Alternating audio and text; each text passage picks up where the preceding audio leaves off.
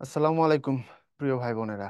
তোমাদের সাথে তোমাদের বাংলা মাস্টার ক্লাস বাংলা দ্বিতীয় পত্রের লেকচার 10 নিয়ে কথা বলবো ইনশাআল্লাহ। লেকচার 10-এ আলোচনা হচ্ছে তোমাদের সাথে বাক্য নিয়ে, বাক্য প্রকরণ, বাগধারা, প্রবাদ, প্রবচন। খেয়াল করবা, আহ বাক্য, বাগধারা, প্রবাদ একসাথে রাখার কারণ আছে। কারণ বাক্য প্রকরণে সাধারণত যে বিষয়গুলো আমরা আলোচনা করি তার সাথে এগুলোর একটা খুব ঘনিষ্ঠ সম্পর্ক, এক নম্বর কথা। 2 নম্বর কথা হচ্ছে বাংলা ব্যাকরণের যে 4টা আলোচ্য বিষয়ের মধ্যে একটা হচ্ছে বাক্যতত্ত্ব। বাক্যতত্ত্বের মধ্যে বাগধারা, প্রবাদ এগুলো নিয়ে তাই আলোচনা আছে। কথা বুঝতে পারছো? তো এই জায়গাটাকে আমরা একটা লেকচারে রেখে দিচ্ছি, লেকচার বড় হইলেও যেন আমরা খুব একটা স্বাচ্ছন্দ্য পাই এখানে। ঠিক আছে, তো চলো শুরু করি আমরা। তার আগে একটু প্রশ্ন দেখে নাও। প্রশ্নে দেখো বিগত বছরে কেমন আসছে বিভিন্ন ইউনিভার্সিটিতে। ঢাকা বিশ্ববিদ্যালয়ের এ থেকে শুরু করে এনএসটিইউ পর্যন্ত দেখো 17, 18, তারপরে 19, 20, 19, 20, 19, 20, 19, 20, 18, 19, 19, 20, 22, 23। এর মানে সাম্প্রতিক প্রবণতা খুবই খুবই মারাত্মক। 15-র পরে সব খেয়াল করে দেখো। এরপরে দেখো এখানে 22, 23, 22, 23, 17, 18, 22, 23, 13, 14, 20, 21, 17, 18, 14, 15 এবং ঢাকা বিশ্ববিদ্যালয়ের এতে আসছে হচ্ছে তোমার 22, 23-এ। মানে জান প্রাণ দিয়েই পড়তে হবে বাক্য রূপান্তর এবং তার সাথে যেগুলো আছে সমস্ত কিছুকে। ঠিক আছে, তাহলে চলো শুরু করি আমরা। দেখো, বাক্যের সংজ্ঞা যদি আমরা আলোচনা করি, বাক্য কি, বাক্য কাকে বলে, খেয়াল করো কতগুলো শব্দ পাশাপাশি সুবিন্যস্ত ভাবে বসে মনের অর্থপূর্ণ ভাব প্রকাশ করলে তাকে বাক্য বলে। একটি সার্থক বাক্যের 3টি গুণ থাকা আবশ্যক, যেমন আকাঙ্ক্ষা, আসক্তি, যোগ্যতা। আচ্ছা, ব্যাপারটাকে সহজ করি। 1 নম্বরে আকাঙ্ক্ষা, 2 নম্বরে আসক্তি, 3 নম্বরে যোগ্যতা। আমি গেলে এখানে বসাই কতগুলো শব্দ, এটা হলো মূলত আকাঙ্ক্ষা। আচ্ছা, সুবিন্যস্ত ভাবে বসবে, এটা হলো মূলত আসক্তি। অর্থপূর্ণ ভাব, এটা হলো মূলত যোগ্যতা। এই হচ্ছে কথা। তুমি যখন কোনো কিছুকে ডিফাইন করবা তখন এর মধ্যে যেন একটা পরিপূর্ণতা থাকে, তোমার কথার মধ্যে যেন দরকারি সমস্ত কথা চলে আসে। তাহলে কতগুলো শব্দ পাশাপাশি সুবিন্যস্ত ভাবে বসে মনের অর্থপূর্ণ ভাব প্রকাশ করলে তাকে বাক্য বলে। এর মানে হলো বাক্য হওয়ার জন্য কতগুলো শব্দ দরকার। 1 নম্বর, শব্দগুলোকে এলোমেলো যেমনি কেমনি বসাই দিলে হবে না, এলোমেলো বসাইলেও হবে না। এটা 2 নম্বর। 3 নম্বর হচ্ছে তুমি শব্দও নিছো, সুন্দর করে বসাইছো, এখন অর্থ তৈরি করে নাই, তোমার কথার দ্বারা কোনো প্রপার একটা অর্থ আসে না, এটাও বাক্য না। তাহলে কতগুলো শব্দ নিয়ে সিস্টেম মেনে বসাইতে হবে এবং সেখান থেকে একটা অর্থগত দিকের পারফেকশন লাগবে, একটা মানে নির্দিষ্ট অর্থ প্রকাশ করা লাগবে, তখন সেটাকে বাক্য বলা যাবে। এই জন্য বলছি তুমি যখন সংজ্ঞা দিবা সমস্ত কিছু খেয়াল করবা। এখন আসো, আকাঙ্ক্ষা কি, আসক্তি কি, যোগ্যতা কি, আমরা জিনিসগুলোকে নিয়ে একটু আলোচনা করি। একটি বাক্যের সার্থক গুণ মানে সার্থক বাক্যের গুণ হচ্ছে তিনটা, তিনটা গুণ থাকলে আমরা সেটাকে সার্থক বলি, না থাকলে সার্থক বলি না। আকাঙ্ক্ষা, আসক্তি, যোগ্যতা। চলো বিষয়গুলোকে একটু ডিটেইলে বলি। আচ্ছা, আকাঙ্ক্ষা শব্দটা শুনলে আমাদের চোখে প্রথমে কি আসে বা আমাদের মনে প্রথমে কি আসে? আকাঙ্ক্ষা মানে ইচ্ছা, ইচ্ছার তীব্রতা। আমি কিছু একটা চাই, কিছু একটা খেতে চাই, কিছু একটা করতে চাই, কিছু একটা দেখতে চাই, কিছু একটা শুনতে চাই। এটাই তো বাক্যের ক্ষেত্রেও তুমি যখন বক্তার কথা শুনতেছো তখন ভাবের নিবৃত্তি না হওয়া পর্যন্ত শুনবার ইচ্ছা, বা তুমি যখন বক্তার কথা বা লেখকের কথা পড়ছো তোমার ভাবের নিবৃত্তি না হওয়া পর্যন্ত বাক্যটাকে শেষ পর্যন্ত পড়বার ইচ্ছা, ওটা কি বলে? আকাঙ্ক্ষা। মানে যতগুলো শব্দ নিলে একটা বাক্য অর্থগতভাবে পরিপূর্ণতা লাভ করে, ততগুলো শব্দ নেয়া পরিসমাপ্তি পর্যন্ত শুনবার ইচ্ছা, ভাবের নিবৃত্তি পর্যন্ত যাওয়ার ইচ্ছা, এটার নাম আকাঙ্ক্ষা। আমি এই এই প্রসঙ্গে একটা গল্প প্রায় সময় বলি, ম্যারাথন ওদিন বলছি, তোমাদের সাথে শেয়ার করি, শোনো। আমার বন্ধু, আমি তখন কলেজ পড়ি, তখন সে আমাকে দিন রাতের বেলা মেসেজ করছে, রাতের বেলা প্রায় 11টার পরে, যে আজকে তোমাকে একটা কথা বলতে চাই। 16-10 ফোন, ওই যে আগের ফোন, ফুল স্ক্রিনে একটা করে সেন্টেন্স, তারপরে স্পেস দিয়ে আরেকটা স্ক্রিনে চলে গেছে, সে পেজ চেঞ্জ করে ফেলাইছে। তো একবার পরে ক্লিক করলেই পরেরটায় চলে যায়। আজকে তোমাকে একটা কথা বলতে চাই। কি কথা জানার জন্য নিশ্চয় আকাঙ্ক্ষা হয়েছে আমার, আমার ভিতরে প্রচন্ড ইচ্ছা তৈরি হয়েছে কি কথা। তো ক্লিক করার পরে বলছে, কথাটা তোমাকে বলবো বলে অনেকদিন ধরে ভাবছি। তারপরে আবার ক্লিক করলাম, কথাটা কি? তারপরে বলছে, জানি কথাটা শোনার জন্য তুমি একদমই প্রস্তুত না। কি কথা? আবার ক্লিক করলাম, তারপরে লিখছে যে মনটাকে একটু শক্ত করো। আচ্ছা, তোমাকে একটা কথা বলতে চাই, অনেকদিন ধরে বলবো বলে ভাবছি, তুমি কথাটা শোনার জন্য প্রস্তুত না, মনটাকে শক্ত করো, এত এত কথা বলতেছে, আসল কথা বলে না। এতে করে আমার মধ্যে আকাঙ্ক্ষা তৈরি হয়েছে, খুবই সিম্পল। তো কথাটা অবশেষে এসে বলছে, আবার জুম ক্লিক করলাম, শেষের দিকে যা লিখছে, কথাটা হলো আলুর দাম আবার বাড়ছে। বড় বড় করে ক্যাপিটালে লেখা, কথাটা হলো আলুর দাম আবার বাড়ছে। আচ্ছা, এই কথা বলার জন্য কেউ এমন ভাবে ঘুরায় পেঁচায় আনে? আমি সমস্ত কিছু পড়ে বললাম শালা। কারণ আমার বন্ধু, ছেলে বন্ধু, মেয়ে না, মেয়ে না, ঠিক আছে, আমার বেস্ট ফ্রেন্ড, সে ওই SMS লেখার বই কিনে নিয়ে আসতো। তখন খুব ফানি ফানি সুন্দর সুন্দর SMS এর বই পাওয়া যেত। আমি তো HSC পাশ করছি 2008-এ, এটা 7-8 ওই সময়কার কথা। তো বই বিক্রি হইতো, সে প্রচুর মেসেজ এমনিতেও কালেকশন করতো, তখন একটা ট্রেন্ড ছিল এটা। এখন তো সব ট্রেন্ড এগুলো আর নাই। তো এগুলো আসে আমাকে প্রতিদিন দুইটা একটা সুন্দর সুন্দর মেসেজ সে দিত, বাট আমাকে যে রাতের বেলা এমন ভাবে চমকে দিবে এটা আমি বুঝতে পারিনি। ওকে, ইট ওয়াজ এ থ্রিল। তো দেখো, আমরা প্রতিদিন বিকালে, তারপর আর কিছুই বললাম না। আমি যেভাবে চেয়েছিলাম সেভাবে তুমি, কিছুই বললাম না। মানুষ যা ইচ্ছা করে তা, আর কিছুই বললাম না। তাহলে দেখো তো, আমি যে এই পর্যন্ত 3টা পদ নিছি, তাতে করে কি আমার ভাবের নিবৃত্তি হয়েছে? হয় নাই। আমি যা বলতে চাইছিলাম কমপ্লিট করছি, করি নাই। তাহলে আমরা প্রতিদিন বিকালে মাঠে খেলতে যাই, এবার ঠিক আছে। এর মানে হলো আরো 3টা পদ শোনার পর আমার ভাবের নিবৃত্তি হয়। যদি ভাবের নিবৃত্তি না হয়, বাক্যে আকাঙ্ক্ষা নাই। ওকে, আমি যেভাবে চেয়েছিলাম সেভাবে তুমি পড়াশোনা করনি, শৃঙ্খলা মানুনি, পরিশ্রম করনি, ফলাফল করনি। বিভিন্নভাবে বলা যায়, বললে বাক্যটা শেষ হয়। মানুষ যা ইচ্ছা করে তা অবশ্যই অর্জন করতে পারে, বা মানুষ যা ইচ্ছা করে সবসময় তা পরিপূর্ণতা লাভ করে না। বিভিন্নভাবে তুমি শেষ করতে পারো, তবে যদি শেষ না করো, তাহলে ভাবের নিবৃত্তি ঘটলো না, মানে বাক্য আকাঙ্ক্ষা হারালো। আর আকাঙ্ক্ষা হারাইলে সার্থক বাক্যের গুণ নষ্ট হওয়ার কারণে সেটা সার্থক বাক্য হিসেবে গণ্য হবে না। তারপরে আসো আসক্তি, এই বানানটা কিন্তু আসক্তি। ত ত খবরদার, এখানে আসক্তি না। অনেকে মনে করে যে এটা বুঝে আসক্তি, না, এখানে হচ্ছে ত যুক্ত। তো ত যুক্ত মানে হচ্ছে আসক্তি। ত ত তুমি যদি আসক্তি বলে অ্যাডিকশন, সেটা তো অ্যাডিকশন, খারাপ জিনিসের প্রতি আকর্ষণ, ওটা না। আসক্তি, আসক্তি মানে হচ্ছে, দেখো আমরা বলছি বাংলা বাক্যের যে গঠন, অর্থাৎ কর্তা কর্ম ক্রিয়া, এই সিকোয়েন্স প্রপারলি মেনটেন করার নাম হচ্ছে আসক্তি। মানে বাক্যের সুশৃঙ্খল পদবিন্যাস। সুশৃঙ্খল পদবিন্যাস মানে হচ্ছে যেখানে যে পদ বসার কথা তুমি সেখানে সে পদকেই বসাবে, অর্থাৎ কর্তার জায়গায় কর্তা, কর্মের জায়গায় কর্ম, ক্রিয়ার জায়গায় ক্রিয়া। তবে হ্যাঁ, 9-10-এর বইতে, আগের বই তোমরা যেটা পড়ে আসছো, ওখানে সিনট্যাক্স নামে একটা টপিক ছিল শেষে। মনে করে দেখো, তোমাদের বইতে মনির চৌধুরীর বইয়ের সবার শেষের টপিকটার নাম ছিল, চ্যাপ্টারের নাম ছিল হচ্ছে তোমার, চ্যাপ্টার না তো লেসন, নাম ছিল হচ্ছে সিনট্যাক্স। বাক্যে পদ সংস্থাপনার ক্রম, মনে করে দেখো, বাক্যে পদ সংস্থাপনার ক্রম। আচ্ছা, তো এটা কি?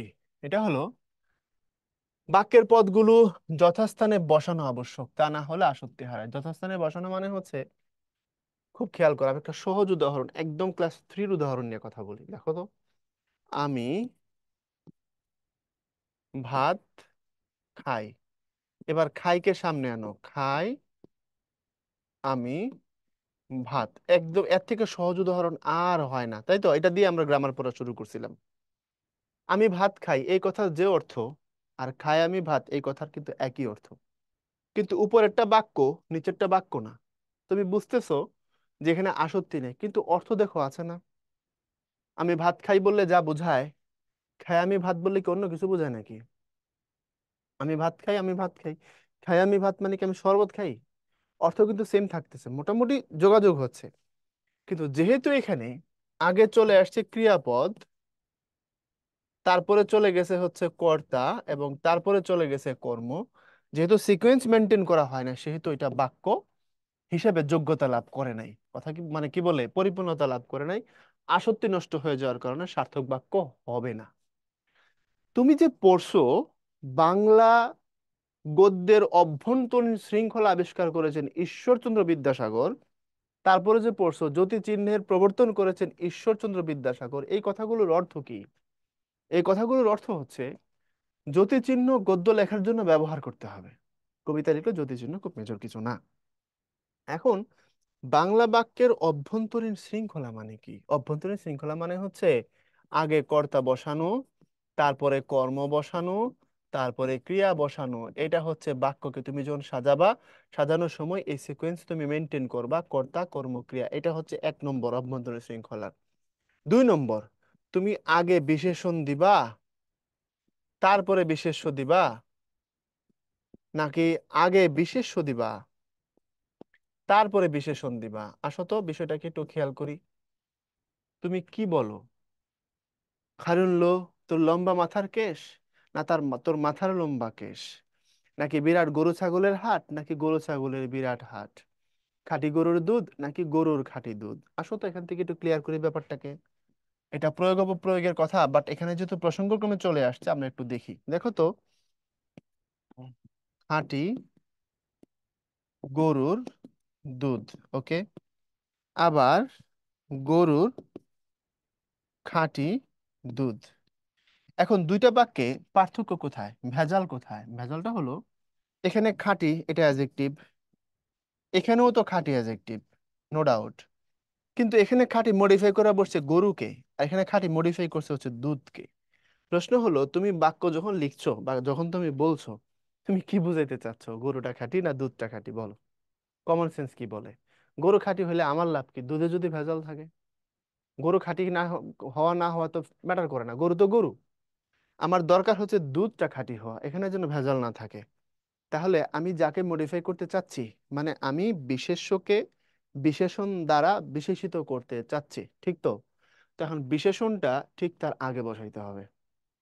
অর্থাৎ আমি মূলত দুধটা খাঁটি বোঝাতে চাই, এজন্য আমি যে মডিফায়ারটা দিলাম বা বিশেষণটা দিলাম, দেব হচ্ছে দুধের আগে। এর মানে তুমি যখন খাঁটি গরুর দুধ বলবা, এই বাক্য দ্বারা বোঝাচ্ছে গরুটা খাঁটি, দুধটা না। তুমি যখন বলবা গরুর খাঁটি দুধ, এটা দ্বারা বোঝাচ্ছে দুধটা খাঁটি, গরু এখানে ফ্যাক্টর না। তাইলে এই যে একটা অভ্যন্তরীণ শৃঙ্খলা, তুমি কাকে বিশেষিত করতে চাচ্ছ তার আগে বিশেষণটা বসাতে হবে। এর মানে হচ্ছে আমরা অবশ্যই আগে বিশেষণ বসাবো, তারপরে বিশেষ্য বসাবো। তবে সেটার ক্ষেত্রে যদি একাধিক বিশেষ্য পাশাপাশি থাকে, যেমন এখানে দুধটাও বিশেষ্য, গরুটাও বিশেষ্য, তুমি যাকে মডিফাই করতে চাচ্ছ তার আগে মডিফায়ারটা দিতে হবে। এটা একটা বিরাট শৃঙ্খলার নাম। এটা এখন তুমি আমি তো ভাষার সাথে অটো শিখে গেছি, বাট বিদ্যাসাগর সেটা আমাদের শেখানোর জন্য 1847 সালে একটা বই লিখছেন। বইয়ের নাম হচ্ছে বেতাল পঞ্চবিংশতি। বেতাল পঞ্চবিংশতি, এই বইয়ের মধ্যে তিনি এই আইডিয়াগুলোর প্রয়োগ দেখাইছেন। অর্থাৎ জ্যোতিচিহ্নের প্রবর্তন দেখাইছেন, অভ্যন্তরীণ শৃঙ্খলা বুঝাইছেন। একটা বাক্যকে যদি আমি পরিপূর্ণতা দিতে চাই, কি কি জিনিস আমাকে মেনটেন করতে হবে, আবেগ শব্দ কোথায় দিতে হবে, অনুসর্গের ব্যবহার কেমন হবে। ইংলিশে তুমি প্রিপোজিশনের ব্যবহার এখনো ভুল করো, আমিও ভুল করি, আমার থেকে বড় টিচাররাও ভুল করে ইংলিশে। যারা যেমন পিসি দাস, ইংলিশ যারা পড়ে পড়ায় তার এই কথাটা বলে যে পিসি দাসও প্রিপোজিশন ভুল করে। কেন? কেন এই কথাটা বলা হয়? কারণ প্রিপোজিশনের যে বইগুলো মার্কেটে পাওয়া যায়, তার মধ্যে এটা খুব রিনাউন্ড একটা বুক, পিসি দাসের বই। তো প্রিপোজিশন এমন খারাপ জিনিস, এটা সবাই ভুল করে, এটা শেখার কোনো শেষ নাই। এটা লেয়ার অনেক, এই জন্য এটা কঠিন। এটা বোঝানোর জন্য এই কথাটা বলা হয় যে প্রিপোজিশন পিসি দাসও ভুল করে, তার বই পড়ে সবাই শিখে তারপরে বলছে তিনিও ভুল করেন, কারণ এটা খারাপ জিনিস, ভুল করে।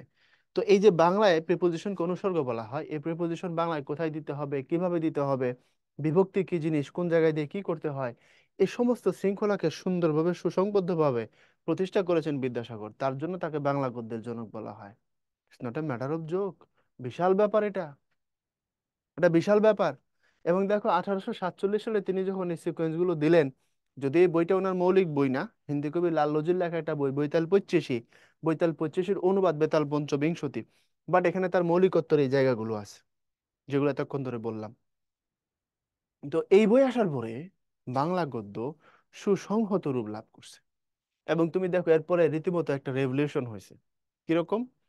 রামনারায়ণ তর্করত্নের কুলিনকুল সর্বস্ব 58 সালে, 1858 সালে, এবং তারপরে সরি 1854 সালে, এবং তারপরেই দেখলাম আমরা হাউমাউ করে বাংলা সাহিত্যে নাটক উপন্যাস একদম বন্যা হয়ে গেছে। তোমার হচ্ছে আলালের গোড়ের দুলাল প্যারীচাঁদ মিত্র লিখলেন উপন্যাস হিসেবে, সার্থক উপন্যাস হয়নি যদিও। রামনারায়ণ তর্করত্ন লিখলেন হচ্ছে তোমার কুলিনকুল সর্বস্ব, এটাও সার্থক নাটক ছিল না যদিও, একটা 1854, একটা 1858। এরপরে আমরা দেখেছি মাইকেলের হাত ধরে 1859 থেকে নাটক, এবং 1865 সালে প্রথম সার্থক উপন্যাস হিসেবে দুর্গেশ নন্দিনী লিখেছেন বঙ্কিমচন্দ্র। তাহলে বাংলা সাহিত্যে তারপর থেকে গদ্যের একটা বিশাল পথ চলা বলতে পারো। উপন্যাস, নাটক, প্রবন্ধ, তারপরে শেষে তো ছোট গল্প নিয়ে আসলেন রবীন্দ্রনাথ নিজে। তো এগুলো কি বিদ্যাসাগর না করলে এটা হইতো? হয়তো বা হতো, টাইম লাগতো, কে করতো কিভাবে করতো কে জানে। তো এই জিনিসগুলো তোমাকে মানতে হবে। তো এটা হচ্ছে বাংলা গদ্যের অভ্যন্তরীণ শৃঙ্খলার যতগুলো ডাইমেনশন আছে, যতগুলো গুরুত্বপূর্ণ দিক আছে তার একটা। আচ্ছা, তারপরে এবার আসো, কেন তোমাকে সিনট্যাক্সের কথা নিলাম, সেটা হচ্ছে সিনট্যাক্সে দেখবা, আমার যদি ভুল না হয় 3 নম্বর রুলসে বলা আছে এটা, যে সাধারণত বাক্যের শুরুতে কর্তা, তারপরে কর্ম, তারপরে ক্রিয়া বসে। তারপরে আবার বলছে তবে, তবে কবিতায় এর ব্যতিক্রম হতে পারে। কবিতায় এর ব্যতিক্রম হতে পারে ভাইয়া। কবিতা বলতে আমি তোমার সহজে বোঝাই দিচ্ছি, সাহিত্যের ক্ষেত্রে এই সিস্টেমগুলো মানা হয় না। মানে হচ্ছে তুমি যখন নর্মালি প্র্যাকটিক্যাল বাংলা যখন বলবা এটা এক জিনিস, তুমি যখন ভাষণ বক্তৃতা দেবা সেটা এক জিনিস, তুমি যখন কবিতা লিখবা, তুমি যখন ডায়লগ রচনা করতেছো, তুমি যখন পাত্র পাত্রীর মুখে সংলাপ বলাচ্ছ, সেটা আলাদা ব্যাপার। প্রেমিকাকে খুশি করার জন্য প্রেমিক বলছে বিভিন্ন কিছু, তো সেটা ইমোশনের বিষয়, তো সেখানে গ্রামার মেনটেন করে হয় না। এই জন্য বলছি কবিতার ক্ষেত্রে সাহিত্যের ক্ষেত্রে ভিন্নতা আছে। যেমন ওখানে উদাহরণে বলা আছে, লহ নমস্কার সুন্দর আমার, লহ নমস্কার সুন্দর আমার। তো লহ নমস্কার সুন্দর আমার, এখন দেখো তো ঘটনা কি ঘটছে, পুরো উলট পালট হয়ে গেছে না? টেকনাফ থেকে তুলে গেছে। লহ মানে লও, গ্রহণ করো। ক্রিয়াপদ তো শুরুতে আসে না, কিন্তু এখানে ক্রিয়াপদ শুরুতে চলে আসছে। সুন্দর আমার, দেখো উল্টা পাল্টা হয়ে গেছে না? হ্যাঁ, কবিতাই হতে পারে। আমি 7 সমুদ্র 13 নদী পার হয়ে তোমার কাছে এসেছি, এখানে খুব সুন্দর সিকোয়েন্স মেনটেন করেছো, এটাকে যদি উল্টা করে বলো কথাটা সুন্দর হয়। কেমনে? পাড়ি দিয়েছি 7 সমুদ্র 13 নদী, এসেছি তোমার কাছে, কথা সুন্দর হয়ে গেছে। তো এই জন্য আবেগের কথাগুলো উল্টা করে বললে ভালো হয়। প্রেম সহজ ভাষায় চলে না, এখানে উল্টা ভাষার শক্তি খুব বেশি। তো এখানে দেখো, আসক্তির কথা বলছিলাম আমরা, তো আসক্তি মানে কি? বাক্যের যে পদগুলো আছে সেগুলো সুশৃঙ্খল ভাবে বসানো। দেখবা পরীক্ষায় প্রশ্ন আসছে, বাক্যের পদগুলোকে যথাস্থানে বসানোই কি আসক্তি। দেন হচ্ছে, থেকে এনেছেন ইলিশ বাবা বাজার, না অধ্যবসায় তুমি করবে উন্নতি করলে না, নিয়ামক স্বপ্নে মানুষকে করার বড় প্রধান। এর মানে কি? বাবা বাজার থেকে ইলিশ এনেছেন, অধ্যবসায় না করলে তুমি উন্নতি করবে না, তারপরে স্বপ্ন মানুষকে বড় করার প্রধান নিয়ামক। নিয়ামক মানে টনিক ওয়ে, রাস্তা, শক্তিশালী একটা থ্রো, মাধ্যম, মিডিয়া ইত্যাদি। এই জায়গায় নিয়ে কোনো প্রশ্ন থাকার কথা নয়, আশা করি বুঝতে পারছো। এখন আসো, বাক্যের সার্থক বাক্যের 3টা গুণের মধ্যে সব থেকে শক্তিশালী গুণ যেটা, এটার নাম হচ্ছে যোগ্যতা। বাকিগুলো ছাড়াও উলট পালট করে তুমি চালাই দিতে পারো বটে। অর্থাৎ কখনো কখনো আকাঙ্ক্ষা ছাড়াও সাহিত্যে কিছু না বলে অনেক কিছু বোঝানো হয়, বা আসক্তি লাগে না, বললামই তো, সাহিত্যের ক্ষেত্রে তুমি উলট পালট করতে পারো। কিন্তু মামুর বেটা, যোগ্যতার ক্ষেত্রে 1 সেকেন্ডের জন্য এদিক ওদিক করলে বাক্য শেষ। কারণ কি দেখো, বলছে বাক্যের ভাবগত এবং অর্থগত মিলকে যোগ্যতা বলে। ভাবগত এবং অর্থগত মিল কি, এই জায়গাটা কঠিন আছে ভাই, তুমি এটা বুঝতে সময় লাগবে, অনেক বড় হইলে বুঝবা। তবে এখন তোমার আমি সহজ করে বুঝাই দিচ্ছি। বাক্যের ভাবগত মিল আর অর্থগত মিল দেখো, গরু আকাশে উড়ে, তারপরে ধরো বললাম পাখি আকাশে উড়ে। এই 2টা বাক্যের মধ্যে যে কেউ বলতে পারবে যে ভাইয়া, পাখি আকাশে উড়ে সার্থক বাক্য, গরু আকাশে উড়ে সার্থক বাক্য না। কেন সার্থক বাক্য না? কারণ এখানে যোগ্যতা নেই। আচ্ছা দেখো তো, এই প্রথম বাক্যটাতে আকাঙ্ক্ষা আছে না? হ্যাঁ। আসক্তি আছে না? হ্যাঁ। গরু আকাশে উড়ে ভাবের নিবৃত্তি, যতটুকু বললে ঠিকঠাক মতো শেষ হয় ততটুকুই তো বলেছি। কর্তার জায়গায় কর্তা, ক্রিয়ার জায়গায় ক্রিয়া, কর্ম থাকলে মাঝখানে বসে, না থাকলে বসাই না।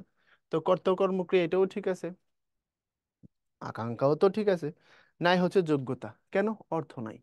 তো অর্থ নাই মানে যোগ্যতা নাই। এখন গ্রামাটিক্যাল ভাষায় রেখে বলা হয় ভাবগত অর্থগত মিল। ভাবগত অর্থগত মিল কি দেখো, এই পাখি শব্দের একটা অর্থ আছে, তুমি যদি পার্টিকুলার ধরো শুধু শব্দটার, আকাশ শব্দটারও একটা অর্থ আছে, উড়ে শব্দটারও একটা অর্থ আছে। পাখি তুমি সংজ্ঞায়িত করবা, এটা এক ধরনের প্রাণী যার মেরুদণ্ড আছে, পাখা আছে, ভর করতে পারে, এভিস, বায়োলজি থেকে। আকাশের একটা সংজ্ঞা আছে, অর্থ আছে। উড়ে কথার একটা অর্থ আছে, বাতাসের উপরে ভর করে থাকা পাখনার মাধ্যমে, ইত্যাদি ইত্যাদি। তাইলে এই পাখি কথার, আকাশ কথার, উড়ে কথার আলাদা আলাদা শব্দগত পার্টিকুলার আলাদা যে অর্থ, এটা হচ্ছে অর্থগত বিষয়। এখন এই তিনটা কথা মিলে একটা চেইন তৈরি করছে না? বুঝো নাই? আমি একটা শব্দ, তোমাকে একটা শব্দ, ভালোবাসি একটা আরেকটা শব্দ। তিনটা তো মূলত আলাদা কথা, ঠিক কিনা বলো? যেমন আমি উদ্ভাসের শিক্ষক, এখানে আমি একটা শব্দ। আচ্ছা, তোমাকে আমি পড়া দিয়েছি, পড়ো, এটা আরেকটা শব্দ। আচ্ছা, এখন কেউ যখন বলে যে আমি আমার বাবা মাকে ভালোবাসি, ওটা আরেকটা শব্দ। তাহলে তিন জায়গায় তিনটা শব্দ আছে। এখন তুমি যদি তিনটা শব্দকে এক জায়গায় আনতে চাও, কেউ যদি কাউকে বলে যে আমি তোমাকে ভালোবাসি, তাহলে আমি শব্দের একটা অর্থ ছিল পার্টিকুলার ব্যক্তিকে নির্দেশ করে, তোমাকে শ্রোতা পক্ষকে নির্দেশ করে, ভালোবাসাটা কাজকে নির্দেশ করে। এখন তিনটা শব্দ মিলে এখানে একটা ভাব ক্রিয়েট হয়েছে কিনা দেখো তো, একটা চেইন ক্রিয়েট হয়েছে কিনা দেখো তো। একজন মানুষ আরেকজন মানুষকে মনের ভালোবাসা জানাচ্ছে, একটা চেইন ক্রিয়েট হয়েছে। এই যে তিনটা শব্দের অর্থগত চেইনটা, এটার নাম হচ্ছে ভাব। বুঝতে পারছো এবার কথাটা? প্রতিটা শব্দের একটা বাক্যে যদি দুইটা থেকে শুরু করে 100টা শব্দও থাকে, প্রত্যেক শব্দের আলাদা আলাদা অর্থ আছে। আবার সবগুলো শব্দ মিলে একটা চেইন ক্রিয়েট করছে, ওই চেইনটার নাম হচ্ছে ভাব। এখন যে শব্দগুলোর পার্টিকুলার অর্থ ছিল, সেগুলো যদি ভাব ক্রিয়েট করতে না পারে, তাহলে বাক্যটা পরিপূর্ণতা লাভ করে না। এখানে গরু কথার যে অর্থ, আকাশ কথার যে অর্থ, উড়ে কথার যে অর্থ, তিনটা কথা মিলে ভাব ক্রিয়েট করতে পারে না। অর্থাৎ এই শব্দগুলোর অর্থর সাথে এই ভাবের কোনো রিদম নাই। এবার বুঝছো? অর্থাৎ শব্দগুলোর শব্দগত অর্থটা আর ভাবগত জায়গাটা ম্যাচ করতেছে না। এটার নামই হচ্ছে ভাবগত অর্থগত মিলের জায়গা। অর্থাৎ শব্দগুলোর পার্টিকুলার মিনিং যদি পুরোটা মিলে ভাব ক্রিয়েট করে, এবং সেটা যদি সামঞ্জস্য থাকে, তখন সেটা হচ্ছে যোগ্যতা পরিপূর্ণ হলো, না হলে যোগ্যতা পরিপূর্ণ হলো না। ক্লিয়ার এবার কথাটা? ঠিক এখন কেউ যদি বলে আমরা বড়শি দিয়ে নারকেল পারি, নারকেল তো বড়শি দিয়ে পারি না, বড়শি দিয়ে তো মূলত মাছ ধরি। তাহলে নারকেল পাড়ার সাথে বড়শির সম্পর্ক নাই। পরেরটা দেখো, বর্ষার রৌদ্র প্লাবনের সৃষ্টি করে। প্লাবন মানে বন্যা। তো বর্ষাকালে প্লাবন বা বন্যা কখন হয়? যদি রৌদ্র ওঠে তখন, না বৃষ্টি হইলে? বৃষ্টি হইলে। তাহলে এটা অর্থগত মিল, ভাবগত মিল ক্রিয়েট করে নাই। আর দুটা একটা বাক্য মূলত, রাখাল গরুর পাল লয়ে যায় মাঠে, গরুগুলো আপনা আপনি আকাশে হাঁটে। তো গরু মাঠে লয়ে যায়, ঠিক আছে, পরের কথা তো সব শেষ করে দিছে। গরু কি আকাশে হাঁটে নাকি? তাহলে বোঝা গেল এখানে ভাবগত অর্থগত মিলের সিস্টেম পরিলক্ষিত হয়নি। ক্লিয়ার কথাটা? মুরগিরা সংসদে গিয়ে বক্তব্য দিল, মিললো? মিললো না। মুরগির কাজ সংসদে বক্তব্য দেওয়া নয়, মুরগির কাজ মুরগের সাথে ভাগ করে খাবার খাওয়া। যদি মুরগি ভাগ করে না, মোরগরা করে, দেখবা মোরগরা খাবার পেলে ডাইকা মুরগিরে নিয়ে এসে খাওয়ায়। আহা, প্রাণী জগতে এই সিস্টেম আছে। তো এখানে তাই বলছে, দেখো বাক্যে পদগুলোর দ্বারা একটি প্রাঞ্জল অর্থ প্রকাশ করার নামই হচ্ছে যোগ্যতা। তারপরে বাক্যের যোগ্যতার সাথে সংশ্লিষ্ট বিষয়াদি, এটা গুরুত্বপূর্ণ ভাই। এটা তোমার এখন লাগবে জব পরীক্ষার ক্ষেত্রে, বাংলাদেশে বিসিএস থেকে অন্যান্য যত পরীক্ষা আছে সব জায়গায় এটা লাগে। দেখো, কিছু বিষয় আছে যোগ্যতার সাথে রিলেটেড, অর্থাৎ এগুলো যদি কোনো দিক থেকে ক্ষতিগ্রস্ত হয়, তখন বাক্য যোগ্যতা হারায় ফেলে। কিরকম হারায় ফেলে চলো দেখাচ্ছি। 1 নম্বর, রীতিসিদ্ধ অর্থবাচকতা। রীতিসিদ্ধ অর্থ মানে কি? একটা শব্দের অনেক রকমের অর্থ দাঁড়াতে পারে, বিশেষ করে একটা শব্দের সিনোনিম থাকতে পারে বেশ কিছু, তাই না? এখন শব্দটা সমাজে কোন অর্থে ব্যবহার হচ্ছে, এটা খুব গুরুত্বপূর্ণ। কারণ ভাষার মূল উদ্দেশ্য হচ্ছে মানুষের সাথে মানুষের যোগাযোগ করা, ভাবের প্রকাশ করা। তো শব্দটাকে মানুষ যে অর্থে জানে, তোমাকে ব্যবহার করার সময় সেই অর্থে ব্যবহার করতে হবে। একটা শব্দের অর্থ মানুষ জানে গরু, আর ব্যাকরণ বলছে এটা কুকুর অর্থেও হতে পারে, ধরো। এখন মানুষ গরু জানে, আর তুমি কুকুর অর্থে ব্যবহার করছো, তো মানুষ তো এটা কুকুর ধরে ফেলবে, তার মিসলিড হয়ে যাবে, তাই না? তো এটা হচ্ছে রীতিসিদ্ধ অর্থ, মানে হচ্ছে রীতির ভিতরে আছে এমন অর্থ। অর্থাৎ দেখো, এখানে বাধিত আর এখানে তৈল। গ্রামার বলছে বাধিত কথাকে ভাঙলে হয় বাদ যোগিত, বেঁধে রাখা হয়েছে এমন। এখন বলো তো, বাধিত কথা তুমি কোন অর্থে ব্যবহার করো, বেঁধে রাখা অর্থ না কৃতজ্ঞ থাকা? বলো। সারা জীবন অ্যাপ্লিকেশন লিখছো, অর্থাৎ আমাকে বিনা বেতনে অধ্যয়নের সুযোগ দানে বাধিত করবেন। তাহলে আমাকে বিনা বেতনে অধ্যয়নের সুযোগ দানে বাধিত করবেন মানে কি আমারে বেঁধে রাখবেন? না, আমাকে কৃতজ্ঞ রাখবেন। যদিও এই কথার অর্থ গ্রামার বলছে বেঁধে রাখা, বাট সমাজ বুঝে কৃতজ্ঞ থাকা, তুমি বেঁধে রাখা অর্থে ব্যবহার করলে ভুল। তোমাকে কৃতজ্ঞ অর্থে ব্যবহার করতে হবে, এটাই হচ্ছে মূল কথা। এখানে কোনো পাকনামি চলবে না, কারণ ভাষার মূল উদ্দেশ্য হচ্ছে যোগাযোগ। এরপরে হচ্ছে তিল যোগ স্ন, তৈল। গ্রামার বলছে তিলজাত পদার্থ। এখন তিলজাত পদার্থ সর্বোচ্চ 3 থেকে 4টা হয়। তিল, তিসি, সরিষা, আর ধরো কালো জিরা, না আর একটা হইল। এগুলো তো তিলজাত জিনিস। তিল বা তার সাথে সংশ্লিষ্ট ফসল, এগুলো না। এখন গ্রামার বলছে তিল থেকে পাইলে এটা হলো তেল। কারণ শব্দ তাই বলতেছে এখানে দেখো।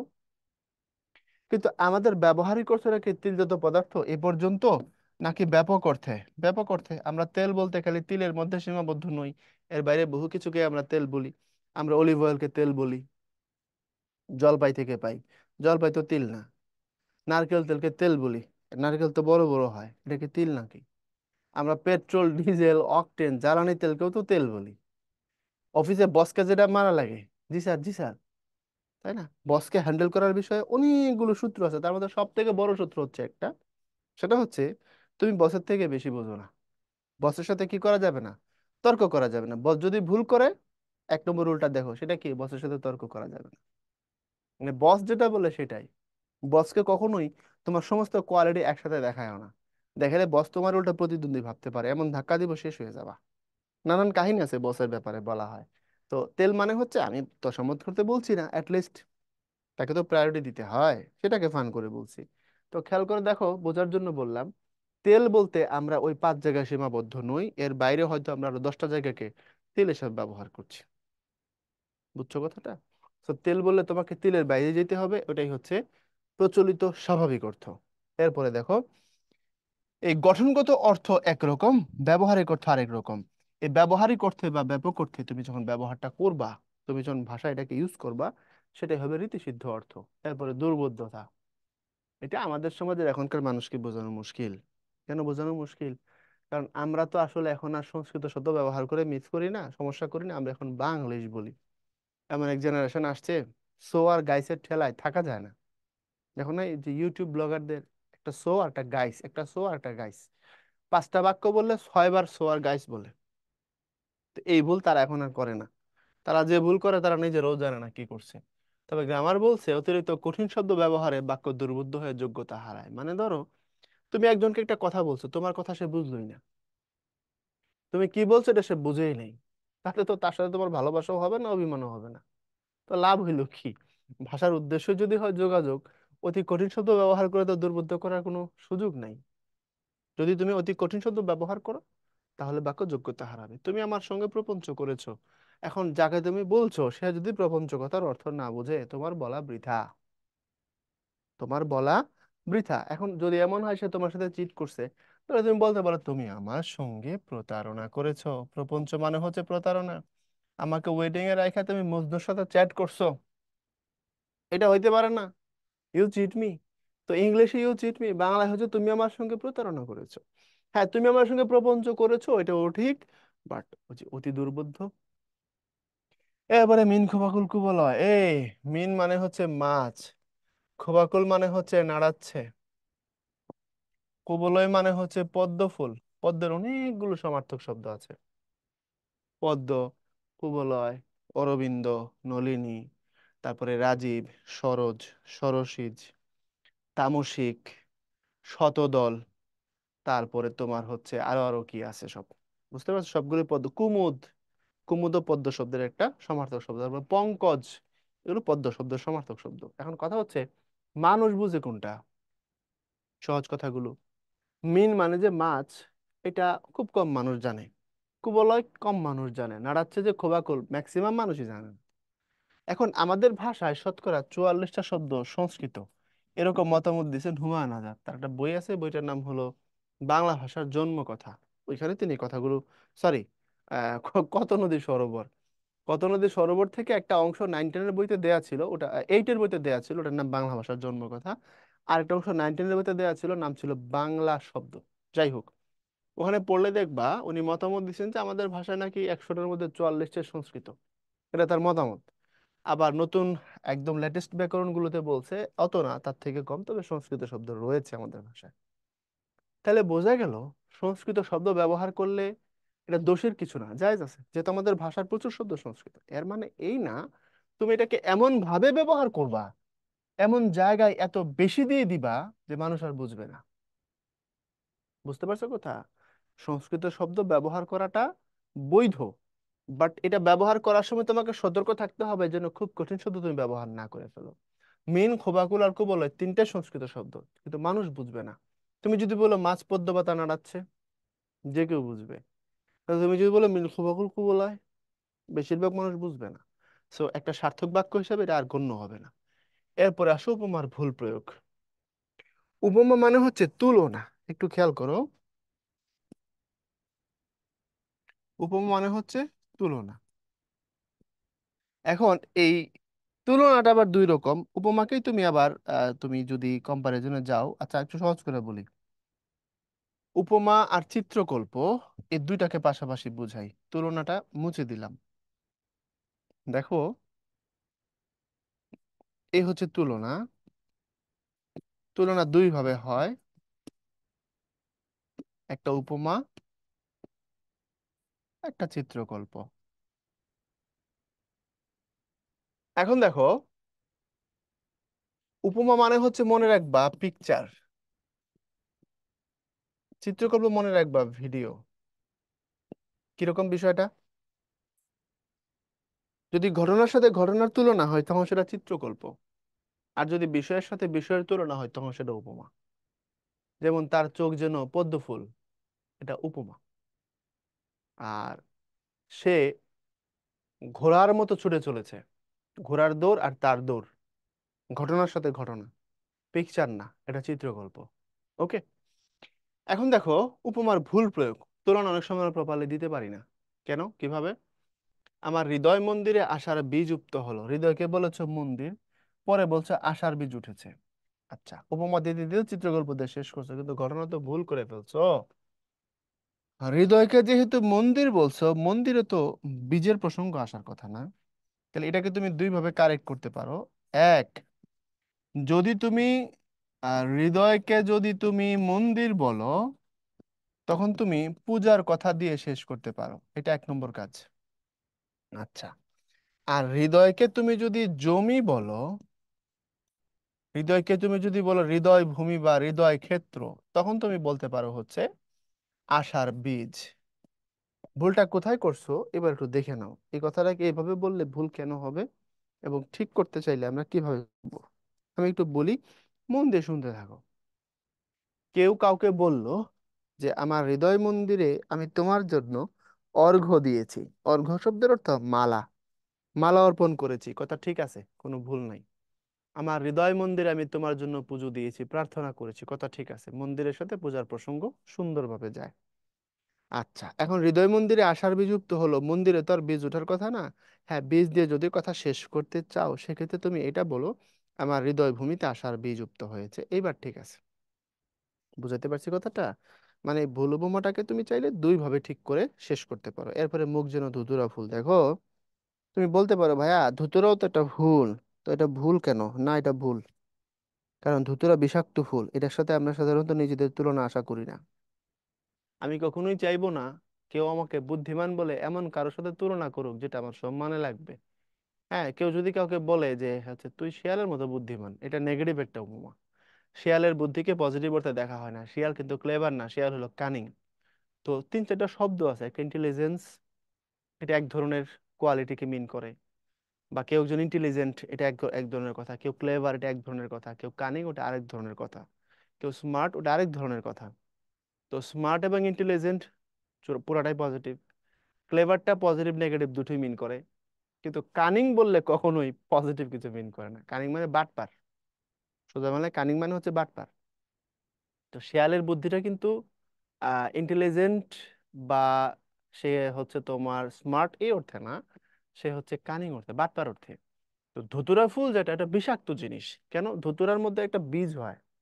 আমাদের আঞ্চলিক ভাষায় আমরা ধুতুরার গোটা বলি। তোমরা দেখছো কিনা কে জানে, ধুতুরা একটা সাদা ফুল, লম্বা মাইকের মতো। তো ওই ধুতুরার বীজ খেলে মানুষ পাগল হয়ে যায়। কেউ কেউ বলে এটা এত বিষাক্ত মানুষ মরে যায় ধুতরা ফুল খাইলে। তো ফুল এবং ওটার বীজ দুটোই বিষাক্ত, বুঝছো কথা? সুতরাং এর সাথে কম্পারিজন চলে না, পজিটিভ কম্পারিজনে আসতে হবে। তাহলে তুমি কি বলবা? মুখ যেন ধুতুরা ফুল? হুম। তুমি বলবা মুখ যেন পদ্ম ফুল। এবার ঠিক আছে। বাহুল্য দোষ বুঝো? প্রয়োজনের অতিরিক্ত শব্দ যদি তুমি ব্যবহার করো, তিনটা কথায় অর্থ হয়ে যায়, পাঁচটা কথা ব্যবহার করার দরকার নেই। এটা মূলত বচনজনিত ঝামেলা, মূলত এটা হচ্ছে তোমার বচন জনিত সমস্যা। কিরকম আসো দেখাচ্ছি। সকল মানুষেরাই মরণশীল, সকল বহুবচন, মানুষেরা রা বহুবচন। তাহলে একটা বহুবচন দুইটা বহুবচন নেওয়া যাচ্ছে না, একটা নিবা। তুমি বলবা হচ্ছে সকল মানুষ মরণশীল, এরকম বলো। অথবা বলো মানুষেরা মরণশীল। হ্যাঁ, যদিও মানুষ মরণশীল বললেও হয়ে যায়, কোনো অসুবিধা নেই। মানুষ বললে দেখতে এক বচন আসলে বহু বচন, ওই অর্থে এটাও ঠিক। যেমন সিংহ বনে থাকে, কয়টা সিংহ? একটা না সব? সব। কথা বুঝতে পেরেছো? পাখি আকাশে উড়ে, একটা না সব? সব। দু একটা ব্যতিক্রম কথা বাদ দিলে ওটা তো ঠিকই আছে, পাখি তো আকাশে ওড়ে, পাখি বলতে সব পাখিকেই তো মিন করে। কোনো অসুবিধা তো নাই এখানে, কথা বুঝতে পেরেছো? বাগানে ফুল ফুটেছে, ফুল দেখতে এক বচন আসলে বহু বচন। বাজারে লোক জমেছে, লোক দেখতে এক বচন আসলে বহু বচন। আমি লোকেরা, লোকগণ, লোকবৃন্দ কিছুই বলিনি। এখানেও মানুষ মরণশীল বললেও হয়, বাট তুমি যদি বহু বচনের সাইন দিতে চাও দিতে পারো, মানুষেরা মরণশীল, অথবা সকল মানুষ মরণশীল, দ্যাটস ইট। কিন্তু সকল মানুষেরা এটা ভাই বাড়াবাড়ি। ইংলিশ এটাকে বলা রিডান্ডেন্সি, অতিরিক্ত শব্দ ব্যবহার। যেমন ইংলিশে অনেকে বলে sir please, sir, sir repeat again. আমি শুনেছি এই কথা, রিপিট এগেইন। এ পাগলা, রিপিট এগেইন মানে? রিপিট মানে হচ্ছে সে এগেইন। রিপিট কথার অর্থ হলো সে এগেইন, আবার বলুন। তাহলে রিপিটের পর আবার এগেইন আসে কই থেকে? এগেইন তো রিপিটের ভিতরেই আছে। কথা বুঝতে পেরেছো? এই কাহিনীগুলো ইংলিশেও হয়, করা যাবে না। সকল শিক্ষার্থীর ওই আগের মতো, এখানে সকল এখানে রা। তো বচনজনিত সমস্যা বাহুল্য দোষের ক্ষেত্রে এটা খুব সতর্ক থাকবা, এই ভুল আমরা অনেকে করি। তারপরে দেখো বাগধারা শব্দ পরিবর্তন। বাগধারা ভাষায় কেমনে হয়, আজকে বাগধারায় গেলে এগুলো একটু সংক্ষিপ্ত আলোচনা হলো, আমি করে দেওয়ার চেষ্টা করব। তবে এখানে ভুলে যেও না, বাগধারা মানে মিনিমাম কয়েক শত শত বছর, হ্যাঁ, শত শত বছরের পরিক্রমে বাগধারা তৈরি হয়, একদিনে দুই দিনে না। ভাইয়া, রামায়ণের কাহিনী থেকে, রামায়ণ হিন্দু ধর্মের উপাখ্যান বর্ণনা করা একটা মহাকাব্য। এটা খ্রিস্টপূর্ব সময়ে লেখা হয়েছে, রাম রাবণের যুদ্ধের কথা। তো ওখানে বিভীষণ, যদি তুমি মেঘনাদ বধ পড়ো, মূল কাহিনী এখানে নাড়াই দেওয়া হয়েছে। তবে রামায়ণে মেঘনাদ বধে একটা জিনিস সেম, সেটা হচ্ছে বিভীষণ তার ভাইয়ের পক্ষ ত্যাগ করে রামের পক্ষে চলে গেছে। তো স্বাভাবিক ল্যাঙ্গুয়েজে বলতে গেলে এটা এরকমই, ঘরের শত্রু বিভীষণ অর্থাৎ আপনজন শত্রু হয়ে গেছে। মানে হলো, বিভীষণ যখন তার ভাই রাবণের পক্ষ ত্যাগ করে রামের পক্ষে চলে গেছে, বিভীষণের দ্বারা রাবণের বড় ধরনের ক্ষতি হয়েছে। কারণ তোমার দুর্বল জায়গা দূরের মানুষ জানে না, কাছের মানুষ জানে, তারা চাইলে তোমাকে চূড়ান্ত হিট করে শেষ করতে পারবে। বুঝো নাই? বাঁশ দিয়ে বাড়ি দিলে দূর থেকে দেয়া যায়, বুকে ছুরিটা মারতে হলে কাছে এসে আলিঙ্গন করে তারপরে মারতে হবে। এই জন্য নিকটবর্তী মানুষ ক্ষতি করলে এটা মারাত্মক হয়ে যায়, মনে রাখো। তো বিভীষণ নিজের ভাইয়ের সাথে এমন ভাবে পল্টে নিছে, ভাই ক্ষতিগ্রস্ত হয়েছে, রামায়ণে এটা আছে। এখন কথাটা হলো, বাগধারায় কথাটা এরকম করে আসছে, ঘোরের শত্রু বিভীষণ, এইভাবে বাগধারাটা ফিক্সড। এখন তুমি বললা পাকনামি করে, মীর জাফর তো ঘোরের শত্রু ছিল পলাশির যুদ্ধের কনটেক্সটে। এটাও তো ঠিক কথা, কিন্তু ঘরের শত্রু মীর জাফর বলা যাবে না, অন্যভাবে থাকলে বলা যাবে। যেহেতু বাগধারা তৈরি হয়ে গেছে ঘরের শত্রু বিভীষণ, ওই হিসাবে ঘরের শত্রু মীর জাফর বলার কোনো চান্স নাই। যদিও মীর জাফর কাছের মানুষকে ক্ষতি করছে, কিন্তু বলা যাবে না। আর মীর জাফর কথাটাও বিশ্বাসঘাতক, বাট বাগধারায় আনা যাচ্ছে না। ঠিক অরণ্যে রোদন, বাগধারা এটাই। তুমি যদি বনে ক্রন্দন বলো, অরণ্য শব্দ সমার্থক শব্দ বন, রোদন মানে কান্না, না এটা করা যাচ্ছে না। তুমি অরণ্যের রোদন যেটা, তুমি বনে ক্রন্দন যদি করো, এখানে চলবে না ভাই, এটা করা যাবে না। ঠিক আদা জল খেয়ে লাগা, এই আদা আর জলকে যদি তুমি আদা সলিল করো, কারণ জলের সমার্থক শব্দ হচ্ছে সলিল। জল, পানি, সলিল, অম্বু, উদক, পয়ন, নীর, শিকড়, এগুলো সবগুলোই তো পানি। কিন্তু তুমি চাইলে এটাকে কি করতে পারো না, বাগধারা শব্দ চেঞ্জ করতে পারো না। মনে থাকবে। এরপরে গুরু চণ্ডালী, এটা অনেকে গরু চণ্ডালী বলে, খবরদার, নট গরু চণ্ডালী, ইটস গুরু চণ্ডালী। গুরুচণ্ডালী মানে কি? সাধু এবং চলিত ভাষার শব্দ যদি একসাথে মিশায় ফেলো তখন গুরুচণ্ডালীর দোষ তৈরি হয়। যেমন শবদাহ, মরা পোড়া, গব্য শকট, গরুর গাড়ি, শব পোড়া, মরাদাহ। ব্যাপারটা কি দেখো, তুমি যখন শবদাহ বলো, এই শব, এই কথাটা সাধু, এই দাহ, এই কথাটা চলিত, তাহলে শবদাহ ঠিক আছে, কোনো অসুবিধা নেই। ভুল হবে তুমি যদি শব বলো আর তার সাথে পোড়া বলো, তখন শবটা সাধু, ঠিক আছে, বাট পোড়া শব্দটা হচ্ছে চলিত, এই কথাটা ভুল। এজন্য সাধু চলিত একসাথে করা যাবে না। হ্যাঁ, তুমি হয় শবদাহ বলো, এই পোড়াটাই সাধু, অথবা তুমি মরা পোড়া বলো, এই পোড়াটাই চলিত। এখন প্রশ্ন করবো, ভাইয়া মরা বানান ঠিক? হ্যাঁ, মরা বানান ঠিক। কারণ এই মরা মানে হচ্ছে মৃতদেহ। এই মরা, এটা একটা নাউন, এটার অর্থ হলো মৃতদেহ। মরা পোড়া মানে মৃতদেহ পোড়ানো। আর আরেকটা যেটা মরা, এই যে ববিন্দুর, এটা হলো গিয়ে ভার্ব, এর মানে হচ্ছে মরে যাওয়া। তো দুটো তো ভিন্ন জিনিস ভাইয়া, দুটো এক জিনিস নয় গো। তো মরা এই অর্থে ঠিক আছে। ঠিক গব্য শকট তুমি বললে, ঠিকই আছে, পুরাটাই সাধু, কোনো অসুবিধা নেই। গরুর গাড়ি পুরাটাই চলিত, কোনো সমস্যা নাই। কিন্তু তুমি যদি এরকম ভেজাল করে দাও, শব পুরা সাধু চলিত, মরা দাহ চলিত সাধু, শেষ।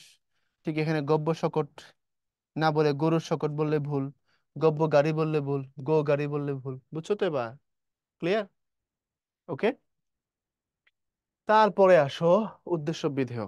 আমরা এবার বাক্যে আর একটু ডিপে যাচ্ছি, আর একটু ডেপথে কথা বলবো। উদ্দেশ্য বিধেয়কে ইংলিশে বলা হয় সাবজেক্ট এন্ড প্রেডিকেট। খুব মনোযোগ দাও, জায়গাটা কঠিন আছে, হ্যাঁ। একটা হলো সাবজেক্ট, একটা হলো প্রেডিকেট। সাবজেক্ট মানে উদ্দেশ্য, প্রেডিকেট মানে হচ্ছে বিধেয়।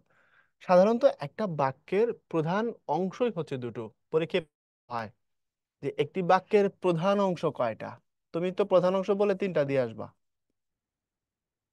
প্রধান অংশ দুইটা, একটা উদ্দেশ্য একটা বিধেয়। দেখো, বাক্যে যার সম্পর্কে বলি সেটা উদ্দেশ্য, উদ্দেশ্য সম্পর্কে যা বলি সেটা বিধেয়। মানে আমি বললাম সুমন, সুমন ঢাকায় যাচ্ছে, এ হলো সুমন, এ হলো ঢাকায়, এ হলো যাচ্ছে। এখন সংজ্ঞা খেয়াল খেয়াল করো, বাক্যে যার সম্পর্কে কিছু বলা হয় সেটি উদ্দেশ্য। আমি কার সম্পর্কে বলছি? সুমনের উদ্দেশ্য সম্পর্কে বলছি। তো সুমন হলো এখানে উদ্দেশ্য, নো ডাউট অ্যাবাউট ইট। যার সম্পর্কে বলে সেটা উদ্দেশ্য। আচ্ছা, উদ্দেশ্য সম্পর্কে যা বলা হয়, কি বলা হয়েছে উদ্দেশ্য সম্পর্কে? সে ঢাকায় যাচ্ছে, তো এই জায়গাটা হচ্ছে বিধেয়। আর উদ্দেশ্য বিধেয় নিয়ে বাক্য তৈরি হয়েছে, উদ্দেশ্য বিধেয়ের ভিতরে কর্তা কর্মক্রিয়া থাকে। ওকে। তো এই বাক্যে দেখো, সাকিব আল হাসান বাংলাদেশের সবচেয়ে ভালো ক্রিকেটার। সাম্প্রতিক বিশ্বকাপ নিয়ে হয়তো অনেক বিতর্ক আছে, কিন্তু সাকিব তো আসলে সব থেকে ভালো ক্রিকেটার নিঃসন্দেহে। ব্যক্তি সাকিব, খেলোয়াড় সাকিব। মানুষের ব্যক্তি সত্তা, খেলোয়াড়ি সত্তা আলাদা। আমার একটা ব্যক্তি সত্তা আছে, আমার একটা শিক্ষক সত্তা আছে, ভিন্ন ভিন্ন দুইটা জিনিস। স্বাভাবিক, নাও ম্যাচ করতে পারে একটার সাথে আরেকটা। তো আমি যদি খেলোয়াড় সাকিবকে বলি, সে ভালো খেলোয়াড় নিঃসন্দেহে। ওই জায়গা থেকে বলছি। আমাকে আবার সাকিব হেটার্স যারা, তারা আবার আমার ধৈর্য না ভাই, আমি ওই অ্যাঙ্গেল থেকে বলিনি। তো দেখো, সাকিব আল হাসান বাংলাদেশের সবচেয়ে ভালো ক্রিকেটার, এখানে এই সাকিব আল হাসান এটা উদ্দেশ্য। বাংলাদেশের সবচেয়ে ভালো ক্রিকেটার বলা হয়েছে, সো এটা বিধেয়। এই বিধেয়টাকে ইংলিশে প্রেডিকেট বলে, আর উদ্দেশ্যটাকে ইংলিশে সাবজেক্ট বলে। এবং মনে রাখো, সাবজেক্ট সবসময় নাউন হবে একটা বাক্যে, সব সময় সাবজেক্ট নাউন হবে, নো ডাউট অ্যাবাউট ইট।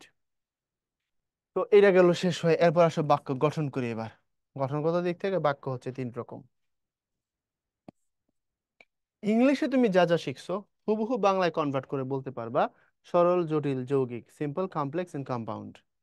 তুমি ইংরেজিতে সিম্পল সেন্টেন্সের যে ডেফিনেশন শিখছো, কমপ্লেক্সের যা শিখছো এবং কম্পাউন্ডের যা শিখছো, হুবহুই এটাকে এখানে আনতে পারবা, কোনো অসুবিধা নেই। ঠিক আছে, দেখো আমরা এখানে দিয়ে দিচ্ছি। এই হলো সিম্পল, কমপ্লেক্স এন্ড কম্পাউন্ড। আমি লিখে দেই, এটা হলো সিম্পল। আচ্ছা, কালিটা চেঞ্জ করে দিই তাহলে ভালো হবে না? এইটাতে নাও। এটা হলো সিম্পল, এটা হলো কমপ্লেক্স,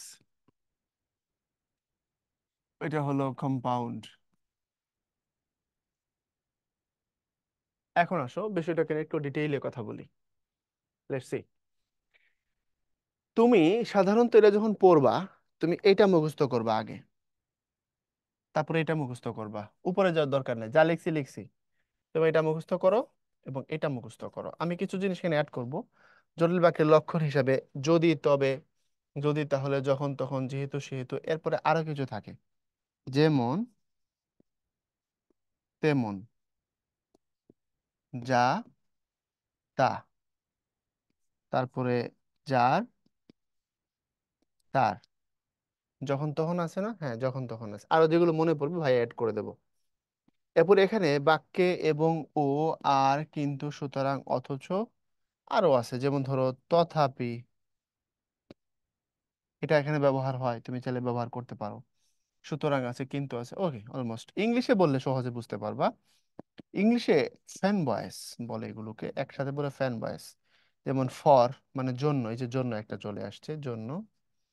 তারপরে হচ্ছে অ্যান্ড, নেইদার নর মানে নয়তোবা, বাট মানে কিন্তু, অর মানে অথবা, ওয়াই মানে ইয়েট মানে তথাপি, সো মানে হচ্ছে সুতরাং। আচ্ছা, তো তুমি এই দুইটা জিনিস আগে মুখস্থ করে ফেলবা। জটিল বাক্যের লক্ষণ এগুলো, যৌগিক বাক্যের লক্ষণ এগুলো। এটা তোমার প্রথম কাজ, 1 নম্বর এটা মুখস্থ করতে হবে। যখন তোমার এটা মুখস্থ যখন হয়ে যাবে, তখন তুমি এটাকে আবার অ্যাপ্লাই করা শুরু করবা, তখন তুমি এটাকে বুঝতে পারবা, তার আগে না। আচ্ছা, এরপরে দেখো, যদি বাক্যে তুমি এই লক্ষণ পাও সেটা জটিল হয়, এই লক্ষণ পেলে সেটা যৌগিক হয়, কোনো লক্ষণ না পেলে সেটা সরল হয়। আমি একটা বাক্য শুধু এখানে করে দেখাবো, একটা সেন্টেন্স, খেয়াল করে দেখো। যেহেতু, আচ্ছা না, সরল বাক্য দিয়ে করি। সত্য কথা না বলে বিপদে পড়েছি। দেখো তো এখানে কোনো লক্ষণ আছে, এখান থেকে কোনো লক্ষণ নাই, এখান থেকে কিছু নাই, তাহলে এটা সরল বাক্য। এখন আমি এটাকে জটিলে নিয়ে যাব। সত্য কথা না বলে বিপদে পড়েছে, বিপদে পড়ার কারণ বর্ণিত হচ্ছে সত্য না বলা। তাহলে যখন এরকম ভিতরে ইন্টারনাল কন্ডিশনাল থাকবে, সেটাকে কন্ডিশনালের স্যাম্পল দিয়ে প্রকাশ করতে হয়, স্যাম্পল দিলে সেটা কন্ডিশনালে চলে যাবে, তার আগে যাবে না। তখন আমি এটাকে জটিল করব, আমি বলবো যেহেতু সত্য কথা বলিনি, সেহেতু বিপদে পড়েছি। হিসাব মিলে গেছে। যেহেতু সত্য কথা বলিনি সেহেতু বিপদে পড়েছি, হিসাব শেষ। এর মানে আমি এখন কন্ডিশনালের যে স্যাম্পলটা আছে এটাকে ঢুকাই দিলাম। আচ্ছা, এখন আমাকে যৌগিক করতে হবে। যৌগিক করলে সব থেকে বড় বিষয় হচ্ছে আমাকে এই স্যাম্পল তুলে দিতে হবে, দিয়ে ওখানে অব্যয় ঢুকাইতে হবে, এই যে এটা। ওইখানে যাও না, পরে যাও, ওইখানে যাওয়ার দরকারই নাই, এখানে আসো। আমাকে কন্ডিশনালের স্যাম্পল তুলতে হবে, তুলে আমাকে অব্যয় ঢুকাইতে হবে। আচ্ছা, তাহলে এখানে ঘটনা কয়টা? ঘটনা দুইটা। কৌশলটা নাও ভাই, রুল পড়লে সারা জীবন পড়তে পারবা, চুলদারি সাদা হয়ে যাবে, কিন্তু কাম হইব না। এখানে ঘটনা দুইটা, একটা হচ্ছে সত্য কথা না বলা, ওকে, আর একটা হচ্ছে বিপদে পড়া। এখন তুমি এখান থেকে কোনটা নিতে পারবা, কোনটা দিয়ে করলে কি হয়? দেখো, এবং ও, এবং তো প্যারালাল, ও এবং ও আর তিনটা হচ্ছে প্যারালাল। আর কিন্তু হচ্ছে বিপরীতার্থক অর্থ যদি থাকে, যেমন তিনি ধনী কিন্তু কৃপণ। ধনী মানুষের কৃপণ হওয়ার কথা না, তার টাকা আছে, সে দান করবে। কথা বুঝতে পারছো? তাহলে এটা যদি বিপরীতার্থক অর্থ হয়, তাহলে এখন অর্থ হিসাব করো, তাহলে কি হতে পারে, কি হতে পারে, কি হতে পারে? আচ্ছা, তাই হতে পারে, তাই, এই যে এই কথাটা হতে পারে, তাই। আচ্ছা, তাহলে তাই, এখানে আমি একটা নতুন একটা অতিরিক্ত যুক্ত করলাম। এখন দিয়ে করো তো, করবা হচ্ছে সত্য কথা বলিনি, কারণ কি দেখানো হয়েছে, বিপদে পড়েছি। তাহলে সত্য কথা বলিনি তাই বিপদে পড়েছি। এরপরে না বুঝলে ভাই, তোমারে বোঝানো খুব মুশকিল। তখন তোমার আগে রুল পড়াইতে হবে, বেদ দিয়ে বাইরে মুখস্থ করাইতে হবে। কথা বুঝছো? প্র্যাকটিস সবার উপর। এখন আসলে কামটা কিভাবে করছি আমরা, ঘটনা কিভাবে ঘটাইছি দেখো। বলছি একাধিক স্বাধীন এবং অধীন খণ্ডবাক্যের সাহায্যে তৈরি হয়, অর্থাৎ তুমি যে ইংলিশে ক্লজ এবং কি বলে, হ্যাঁ ক্লজই তো, ক্লজ আর ফ্রেজ যে পড়ছো, বলছে একাধিক স্বাধীন এবং অধীন খণ্ডবাক্যের দ্বারা তৈরি হয়। খণ্ডবাক্যকে ইংলিশে ক্লজ বলে।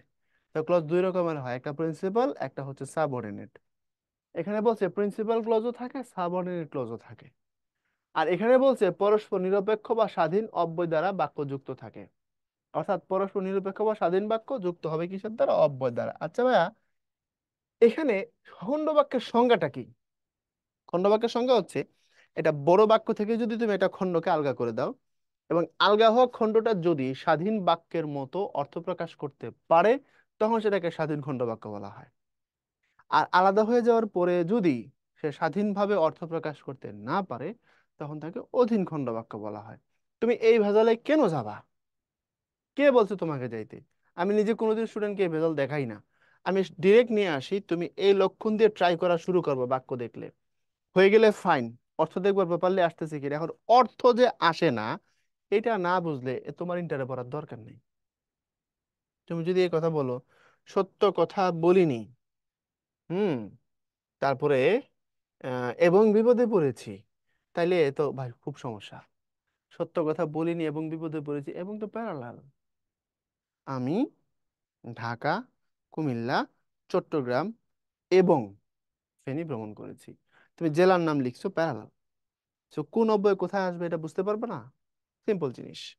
এখন আসো, এখানে যখন আসবা তখন দেখবা যে বাক্যটা অটো দুই পাশে স্বাধীন স্বাধীন অর্থ দিচ্ছে। কিভাবে দিচ্ছে আমি দেখাই। সত্য কথা বলিনি, দেখো তো একটা স্বাধীন বাক্য কিনা। তুমি বলবা সাবজেক্ট কই? আরে সাবজেক্ট কমন নিয়ে রাখছি। আমি সত্য কথা বলিনি, বুঝছো এবার? তাহলে সত্য কথা বলিনি একটা স্বাধীন বাক্য হয়েছে। আচ্ছা, বিপদে পড়েছি স্বাধীন বাক্য হয়েছে, শুধু আমি যুক্ত করো। আমি সত্য কথা বলিনি, আমি বিপদে পড়েছি, খেয়াল করে দেখো। সুতরাং করা যাচ্ছে, খুব কঠিন কিছু না। ওকে। আর কোনো লক্ষণ না থাকলে, যদি আমার মতো সহজ সরল হয়, ভদ্র হয়, জেন্টল হয়, তখন তারে তুমি কি বলবা? তখন তাকে বলে দিবা হচ্ছে সিম্পল সেন্টেন্স। এই হচ্ছে বিষয়। তো আশা করি এই জায়গায় নিয়ে তোমার প্রবলেম থাকার কথা নয়, এটা মিটে যাবে, মিটে যাওয়ারই কথা। এরপরে আসো, পরের অংশ নিয়ে কথা বলি আমরা। অর্থের দিক থেকে বাক্যের শ্রেণী বিভাগ। অর্থের দিক থেকে বাক্যের যে শ্রেণী বিভাগটা, এটা আমাদের সময় আমরা পড়ছিলাম মনে হয় ক্লাস 5-এ। তোমরা কোন ক্লাসে পড়ছো আমি জানি না, আমার সময় আমি ক্লাস 5-এ পড়ছি। টিচাররা আমাদেরকে ধরে পড়ে তখন বই দিয়ে বলতো এটা মুখস্থ কর। আমরা তখন এগুলাকে মুখস্থ করেছিলাম, আমার যতদূর মনে পড়ে। বুঝতে পারছো কথা? তো কিভাবে পড়লে খুব সহজে তোমরা এটাকে কাভার করতে পারবা, ভাই তোমাদেরকে দেখাই দিচ্ছি, চলো। আমরা বলছি যে অর্থের দিক থেকে বাক্য হচ্ছে প্রধানত 4 প্রকার। তোমরা কিন্তু ইংলিশে পড়ছো 5 প্রকার, এটাকে অ্যাসার্টিভ, ইন্টারোগেটিভ, ইম্পারেটিভ, অবজেক্টিভ এবং বিস্ময়সূচক বাক্যকে পড়ছো এক্সক্লামেটরি সেন্টেন্স। আচ্ছা, তুমি যে ইংলিশে পড়ছো অ্যাসার্টিভ, ইন্টারোগেটিভ, ইম্পারেটিভ, অবজেক্টিভ এবং এক্সক্লামেটরি, এটাকে আমরা বাংলায় 4টা ভাবে বলতে পারি। কিভাবে? দেখো বলতেছি। যেটা বিবৃতিমূলক, এটাকে ইংলিশে বলা হয় অ্যাসার্টিভ সেন্টেন্স, তাই তো? এটাকে বলা হয় ইন্টারোগেটিভ সেন্টেন্স। আচ্ছা, তুমি কি জানো যে অনুজ্ঞাসূচক যেটা, এটা ইম্পারেটিভ প্লাস অবজেক্টিভ এই দুটো একসাথে বললে অনুজ্ঞা হয়ে যায়। এটা হচ্ছে মজার ব্যাপার। আর বিস্ময়সূচক বাক্য যেটা, সেটা হচ্ছে এক্সক্লামেটরি। ঝামেলা মিটে গেল। তাহলে ইংরেজিতে যেটা ইম্পারেটিভ সেন্টেন্স এবং অবজেক্টিভ সেন্টেন্স, এই দুইটা সেন্টেন্সকে বাংলায় বলা যায় অনুজ্ঞাসূচক বাক্য। অর্থাৎ অনুজ্ঞা মানে হলো আদেশ, নিষেধ, অনুরোধ, উপদেশ, ইচ্ছা, প্রার্থনা। আমি এখানে টোটাল বিষয়টাকে সংক্ষেপে কিভাবে তুমি নিয়ে আসবে আমি তোমাকে উপস্থাপন করে দিচ্ছি, একটু দেখো। বিবৃতি মানে কোনো সাধারণ তথ্য, এটা নিয়ে আলোচনা করার দরকার হবে না আশা করি। কোনো সাধারণ তথ্য উপস্থাপন করা হয়, যেমন আমি বললাম ঢাকা বাংলাদেশের রাজধানী, এটা একটা বিবৃতি। আমার নাম কাউসার, এটা একটা বিবৃতি। বাংলাদেশ জনবহুল দেশ, এটাও একটা বিবৃতি। এগুলো আমার মনে হয় বলতে হবে না তোমাকে। প্রশ্নবোধক কোনো কিছু জানতে চাওয়া হলে এখন এই বিষয়টাকে একটু দেখাই। যেটাকে ইংলিশে বলা হয় ইম্পারেটিভ, বাংলা এটাকে তুমি বলতে পারো আদেশ, নিষেধ, অনুরোধ, উপদেশ সূচক বাক্য। আর যেটাকে বলা হয় অবজেক্টিভ, তুমি এটাকে বলতে পারো ইচ্ছা, প্রার্থনা সূচক বাক্য।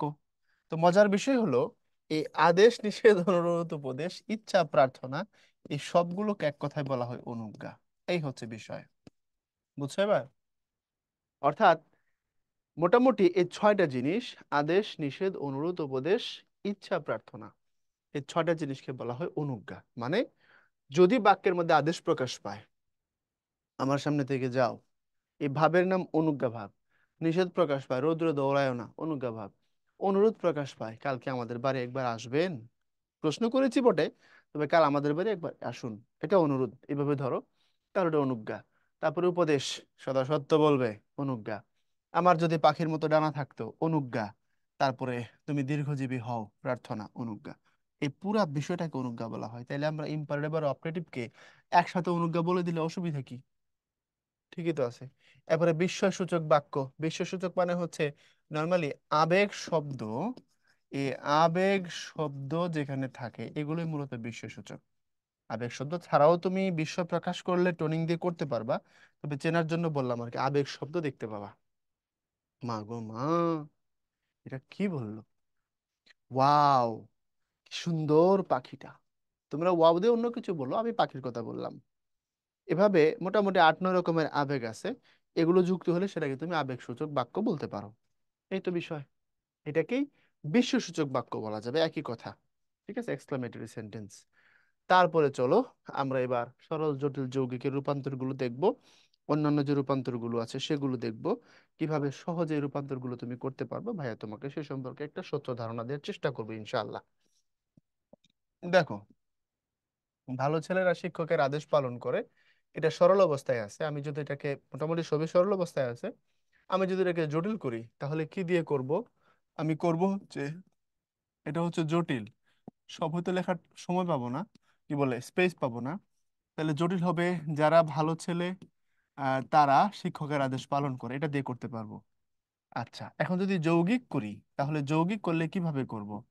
যৌগিক করলে করব, কিছু ছেলে ভালো, কিছু ছেলে ভালো এবং তারা শিক্ষকের আদেশ, শিক্ষকের আদেশ পালন করে। কিছু ছেলে ভালো এবং তারা শিক্ষকের আদেশ পালন করে। এখন দেখো, যেখানে বহু বচন থাকবে, যেখানে কি থাকবে, বহু বচন থাকবে, বহু বচনের জায়গাগুলোকে ডিফাইন করার জন্য সবসময় তুমি এই পদ্ধতিতে হাঁটবা, কিছু দিয়ে এটাকে ডিস্টিংগুইশ করে আলাদা করে দিবা। ভালো ছেলেরা শিক্ষকের আদেশ পালন করে, যত ছেলে আছে সবাই কি ভালো? যত ছেলে আছে সবাই কি খারাপ? না, কিছু ছেলে ভালো, কিছু ছেলে খারাপ। তো যারা ভালো ছেলে তারা শিক্ষকের আদেশ পালন করে, প্রথমত বলছো। সবাই তো আর ভালো না। এরপর বলছো কিছু ছেলে ভালো, কারণ যারা ভালো তারা শিক্ষকের আদেশ পালন করে, মানে কিছু ছেলে ভালো এবং তারা শিক্ষকের আদেশ পালন করে। ওকে। মাংসভোজী পশু অত্যন্ত বলবান, তাহলে তুমি জটিল করার সময় বলবা যেসব পশু মাংসভোজী সেসব পশু অত্যন্ত বলবান। এরপরে বলবা কিছু পশু মাংসভোজী এবং তারা অত্যন্ত বলবান। ব্যাস। আমি বহু কষ্টে শিক্ষা লাভ করেছি, এটা সরল অবস্থায় আছে। তুমি যদি এটাকে জটিল করো তাহলে বলবা যেহেতু আমি বহু কষ্ট করেছি সেহেতু আমি শিক্ষা লাভ করেছি। আচ্ছা, যদি তুমি এটাকে যৌগিক করো তাহলে বলবা আমি বহু কষ্ট করেছি এবং শিক্ষা লাভ করেছি, মানে এবং দিয়ে করবা। সত্য কথা না বলে বিপদে পড়েছি, দেখাইছি তার বয়স হলো, বুদ্ধি হয়নি। তাহলে তুমি এটা কন্ডিশনাস করো আগে, যদিও তার বয়স হয়েছে তবুও তার বুদ্ধি হয়নি, এটা হচ্ছে প্রথম কথা। এখন তুমি যদি এটাকে যৌগিক করো তাহলে বলবা এরকম, তার বয়স হয়েছে কিন্তু, এই যে বিপরীতধর্মী কথা, কিন্তু কি হয়নি, বুদ্ধি হয়নি। এই তো, এটা ছিল জটিল, এটা ছিল যৌগিক। এর পরের অংশ নিয়ে কথা বলি চলো। পরের প্র্যাকটিস গুলো কি, মেঘ গর্জন করলে ময়ূর নৃত্য করে। তাহলে তুমি যখন এটাকে জটিল করবা তখন বলবা যখন মেঘ গর্জন করে তখন ময়ূর নৃত্য করে। তুমি যখন এটাকে যৌগিক করবা তখন বলবা মেঘ গর্জন করে একটা অংশ, মেঘ গর্জন করে, এরপরে বলবা এবং ময়ূর নৃত্য করে। বিপদ আসলে দুঃখও আসে। তাহলে তুমি যখন এটাকে জটিল করবা, আমি লিখে লিখেই করি, যখন জটিল করবা তখন বলবা যখন মেঘ গর্জন করে, কারণ সব সময় করে না, যখন মেঘ গর্জন করে তখন ময়ূর নৃত্য করে। যখন তুমি এটাকে যৌগিক করবা তখন বলবা আহ ও, এটা কোনটা করলাম আমরা? ময়ূর তো করেই ফেলছি। ও, বিপদ আসলে দুঃখ আসে, যখন বিপদ আসে তখন দুঃখ আসে। আচ্ছা, যখন যৌগিক করবা তখন করবা বিপদ আসে এবং দুঃখ আসে, তাহলে বলবা বিপদ এবং দুঃখ একসাথে আসে। এটা এভাবে করলে আরো বেশি সহজ হয়। বিপদ এবং দুঃখ একসাথে আসে। বিপদ এবং দুঃখ একসাথে আসে, ব্যাস। এরপরে তার টাকা থাকলেও তিনি দান করেন না, এটাকে এপাশে করি। যদিও তার টাকা আছে তবুও তিনি দান করেন না। আচ্ছা, তার টাকা থাকলেও তিনি দান করেন না, তাহলে বলবা তার টাকা আছে কিন্তু তিনি দান করেন না। তাহলে তার টাকা আছে কিন্তু তিনি দান করেন না। আমি হয়তো স্পেস নাই কারণে লিখতে পারতেছি না, বা সবগুলো হুবহু লিখলে প্রচুর সময় লাগবে। এই জন্য ভাই মুখে বলে দিচ্ছি, ক্লু দিয়ে দিচ্ছি, তুমি নিজেকে করে ফেলবা। এরপরে ধার্মিকেরা প্রকৃত সুখী, তাহলে বলবা যারা ধার্মিক তারা প্রকৃত সুখী। তোমার বলছিলাম যদি তুমি এরকম বহুবচন পাও তখন আলগা করে ফেলতে হবে, তখন বলবা কিছু লোক ধার্মিক, কিছু লোক ধার্মিক এবং তারা প্রকৃত সুখী, ব্যাস। তিনি বিদ্বান হলেও দরিদ্র, তাহলে যদিও তিনি বিদ্বান, যদিও তিনি বিদ্বান, যদির পরে আসে তবু তিনি দরিদ্র। এরপরে বলবা তিনি বিদ্বান, তিনি বিদ্বান হলেও দরিদ্র, হলেও তো বলা আছে তাই না? তাহলে তুমি এটাকে যদি যৌগিক করো তাহলে বলবা তিনি বিদ্বান কিন্তু দরিদ্র, যে তো হলেও বলা আছে। তাহলে তিনি বিদ্বান কিন্তু দরিদ্র, এই তো বিষয়। এরপরে আসো, পরের অংশ কি? তুমি আসবে বলে আমি অপেক্ষা করেছিলাম। তুমি আসবে বলে আমি অপেক্ষা করেছিলাম। আচ্ছা, তাহলে আমি কি অপেক্ষা করছি কেন? নিজের ইচ্ছায়? আর তুমি আসবে বলছিলে, তুমি আসবে বলছিলে, তাহলে তুমি যখন করবে এরকম করবা, যেহেতু তুমি আসবে বলেছিলে সেহেতু আমি অপেক্ষা করেছিলাম। কারো কারোর জন্য অপেক্ষা করা খুব কষ্টের, কারো কারোর জন্য অপেক্ষা করা খুব মধুর। কোনো কোনো অপেক্ষার সময় হুশ করে ফুরিয়ে যায়, কোনো কোনো অপেক্ষার সময় ফুরোতেই যায় না। আচ্ছা, তাহলে যেহেতু তুমি আসবে বলেছিলে সেহেতু আমি অপেক্ষা করেছিলাম। আচ্ছা, তারপরে করতে পারি এরকম, তুমি আসবে বলেছিলে, তুমি আসবে বলেছিলে তাই আমি অপেক্ষা করেছিলাম। আচ্ছা, নেতার ভাষণ শেষ হলে আমরা বাড়ি ফিরে এলাম, এটাকে করলে কিভাবে করবা? আগে জটিলটা থাকবে, তাহলে হবে যখন নেতার ভাষণ শেষ হলো তখন আমরা বাড়ি ফিরে আসলাম। এরপর এই পাশে করবা নেতার ভাষণ শেষ হলো এবং আমরা বাড়ি ফিরে আসলাম, ব্যাস। এরপরে অনেক কষ্ট করে সুখ লাভ করেছি, তাহলে করবা যেহেতু, যেহেতু অনেক কষ্ট করেছি সেহেতু আমি সুখ লাভ করেছি, ব্যাস। এরপরে যখন যৌগিক করবা বলবা অনেক কষ্ট করেছি, অনেক কষ্ট করেছি এবং সুখ লাভ করেছি, ব্যাস। আপনার নির্দেশ মতো কাজ করব, যা আপনার নির্দেশ সে অনুযায়ী কাজ করব। ওকে, এরকম এটা 1 নম্বর সিস্টেম। যা আপনার নির্দেশ সে অনুযায়ী কাজ করব, বা তা অনুযায়ী আমরা কাজ করব। তাহলে যা আপনার নির্দেশ তা অনুযায়ী আমরা কাজ করব। আচ্ছা, নির্দেশ দিন এবং সে মতো কাজ করব। নির্দেশ দিন এবং সে অনুযায়ী আমরা কাজ করব। তোমাকে ভালোবেসে ক্ষতিগ্রস্ত হয়েছি, তাহলে বোঝা গেল ভালো না বাসলে ক্ষতিগ্রস্ত হতাম না। তাহলে বলবা এরকম, যেহেতু তোমাকে ভালোবেসেছি, এই পোলাপান ভালোবাসছে আর ক্ষতিগ্রস্ত হয় নাই, এমন উদাহরণ বলতে গেলে নাই, সাবধান। তাহলে যেহেতু তোমাকে ভালোবেসেছি সেহেতু, যেহেতু তোমাকে কি করেছি, ভালোবেসেছি, সেহেতু ক্ষতিগ্রস্ত হয়েছি। এখন এটাকে যখন তুমি যৌগিক করবা তখন এরকম করবা, তোমাকে ভালোবেসেছি, তো প্যারালাল না তাই না? তোমাকে ভালোবেসেছি তাই ক্ষতিগ্রস্ত হয়েছি, তোমাকে ভালোবেসেছি তাই কি হয়েছি, ক্ষতিগ্রস্ত হয়েছি, ব্যাস। এরপরে আসো অস্থি নীতি নিয়ে আমরা একটা কথাবার্তা বলি। অস্থি নীতিটা কি? এটা একটা বিরাট ঝামেলা। দেখো, যেটাকে ইংলিশে এফার্মেটিভ বলা হয় এটাকে বাংলায় বলা হয় অস্তিবাচক, আর ইংলিশে যেটাকে নেগেটিভ বলা হয় বাংলাটাকে বলা হয় নেতিবাচক, আর কিছু না। প্রশ্নবোধক তো বুঝতেই পারো। তবে প্রশ্নবোধক মানে এখানে একটা কনসেপ্ট আছে। প্রশ্নবোধক মানে খালি প্রশ্ন করে দেওয়া না। তুমি যে বাক্যটাকে পাইছো, ওই বাক্যের অ্যান্সার যেন নিচের ভিতরে থাকে, মানে ওই প্রশ্নের ভিতরে যেন থাকে। যেমন এটাকে নেগেটিভ ইন্টারোগেটিভ দিয়ে ইংলিশে বললে সহজে বুঝবা। তাহারই পরে মানে কবিতার মধ্যে এক জায়গায় আছে, মাধবী কুড়ির বুকে গন্ধ নাহি, করে নাই অর্ঘ্য বিরোচন। এখন খেয়াল করো তো, মাধবী কুড়ির বুকে গন্ধ নাহি, এই প্রশ্নের উত্তরটা কি? মাধবী কুড়ির বুকে গন্ধ আছে। তাহলে কথাটা মূলত অ্যাসার্টিভ সেন্টেন্সে ছিল মাধবী কুড়ির বুকে গন্ধ আছে। এখন তোমাকে প্রশ্ন করতে বলছে। তুমি যখন প্রশ্ন করো, তুমি যদি এরকম বলো, মাধবী কুড়ির বুকে কি গন্ধ আছে, প্রশ্নবোধক হয়েছে কথাটা, কিন্তু ওই অ্যাসার্টিভ সেন্টেন্সের কনটেক্সটে হয় নাই। বুঝতে পারো নাই? কই লিখবো? জায়গাও তো নাই। এখান থেকে দেখো,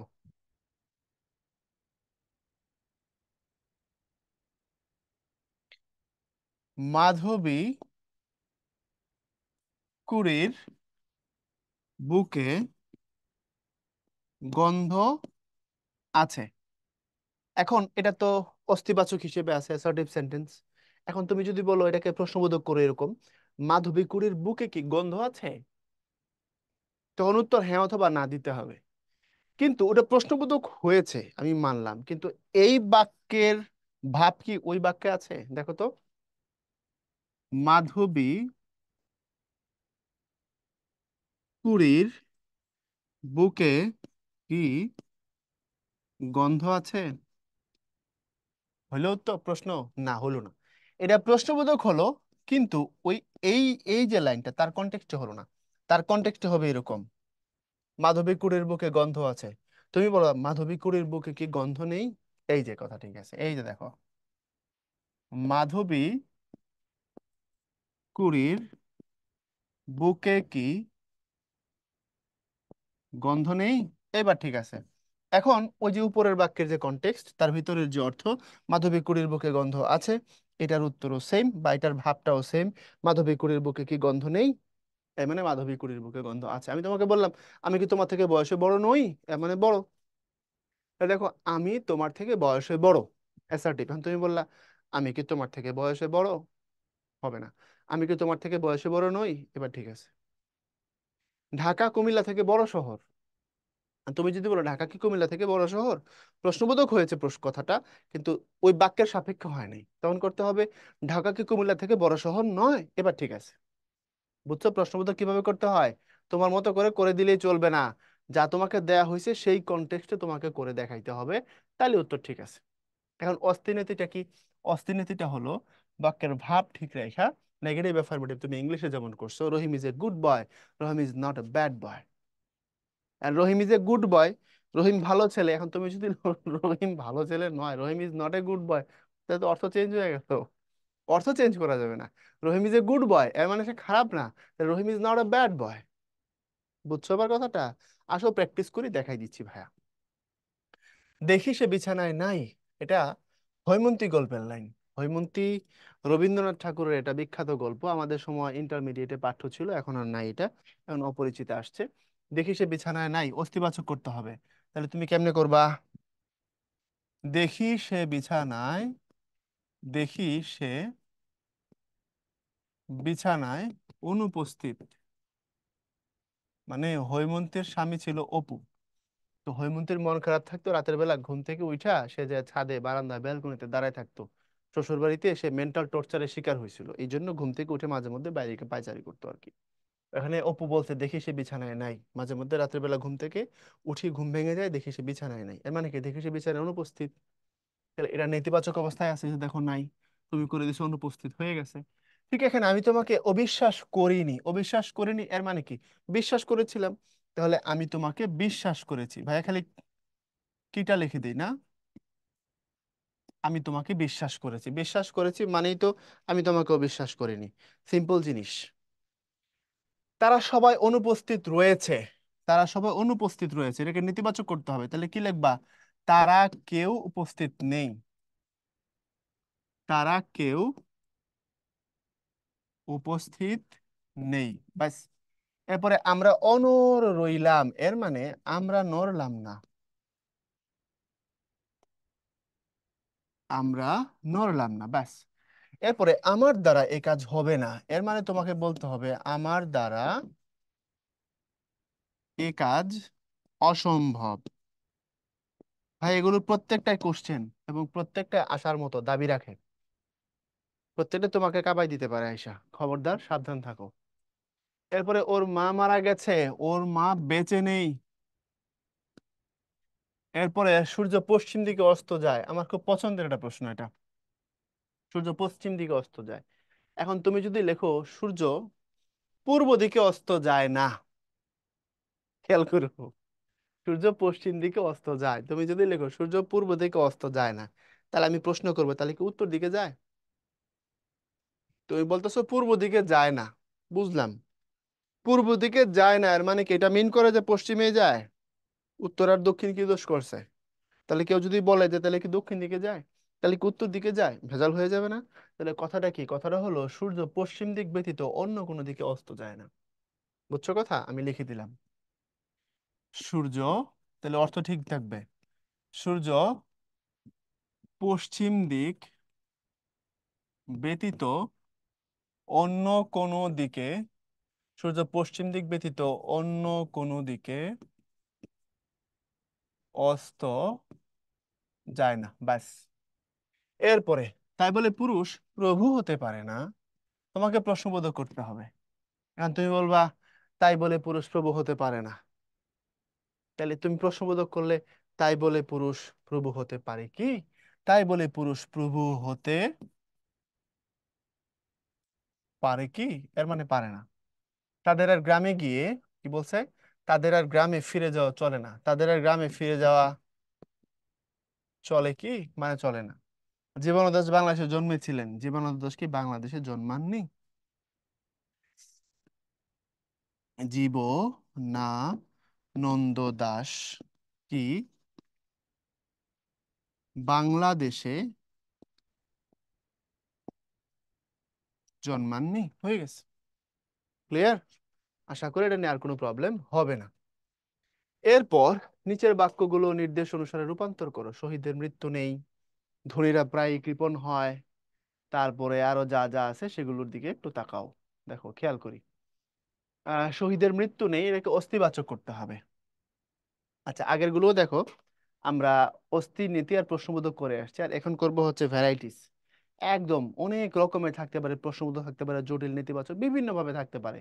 তাহলে চলো ভাইয়া এগুলো তোমাকে ক্লু গুলো সমস্ত গুলো বলে দিব একটার পরে একটা, আমরা আগায় যাই, ঠিক আছে? চলো অ্যাকশন বলে নেমে পড়ি। শহীদের মৃত্যু নেই, তোমাকে অস্তিবাচক করতে হবে, নেই দিয়ে আছে মানে নেতিবাচক আছে, তাহলে বলবা শহীদেরা অমর, শহীদেরা অমর, বাস।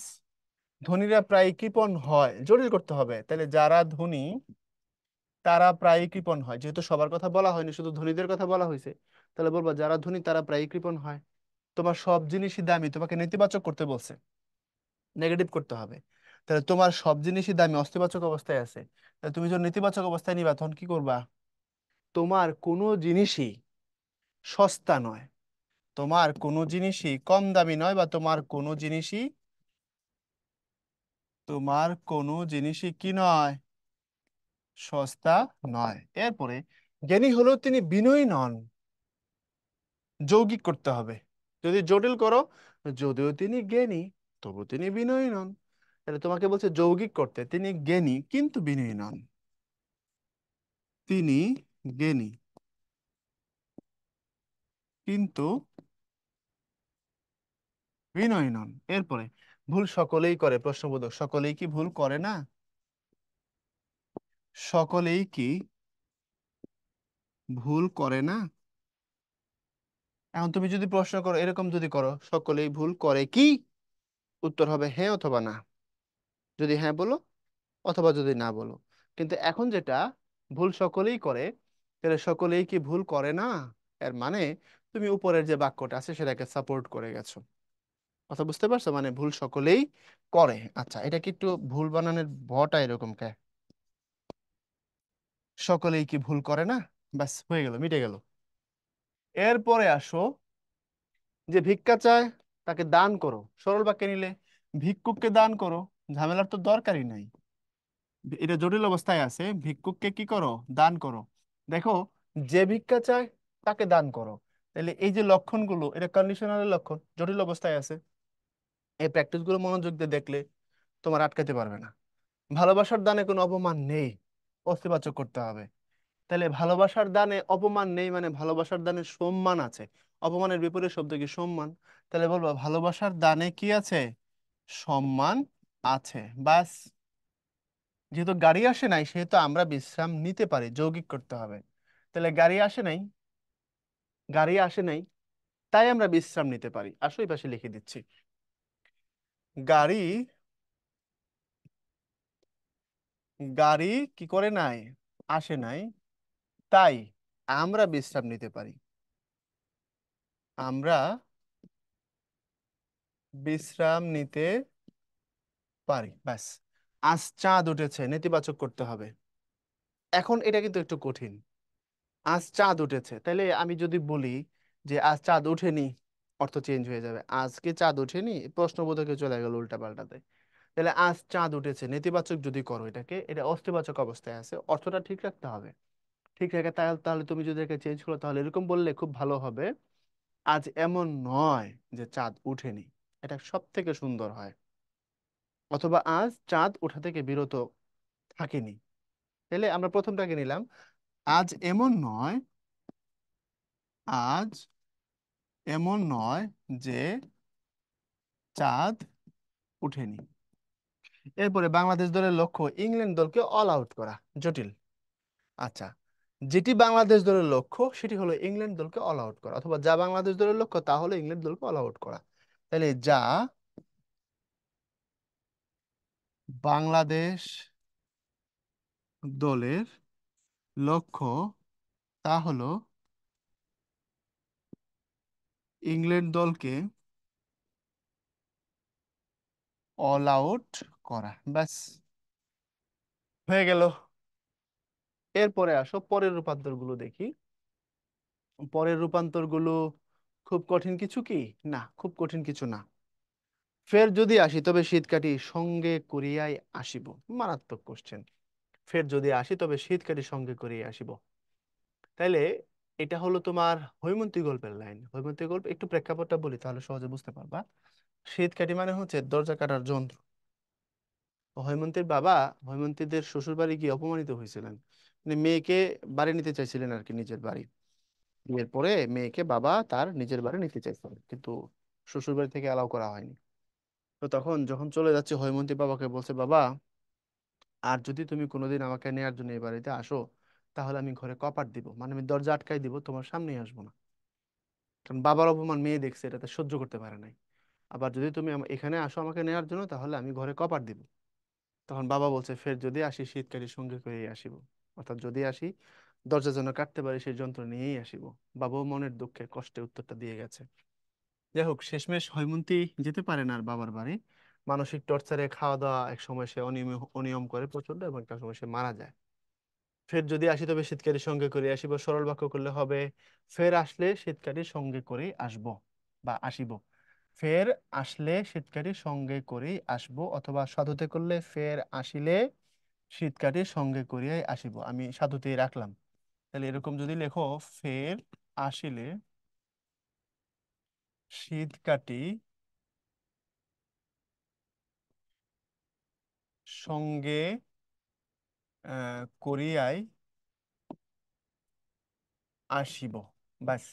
এরপরে তাকে নির্দয় মনে হয় না, অস্তিবাচক। তাকে নির্দয় মনে হয় না, তাহলে সে সদয়। তাহলে তাকে সদয় মনে হয়, তাকে সদয় মনে হয়। ব্যাস।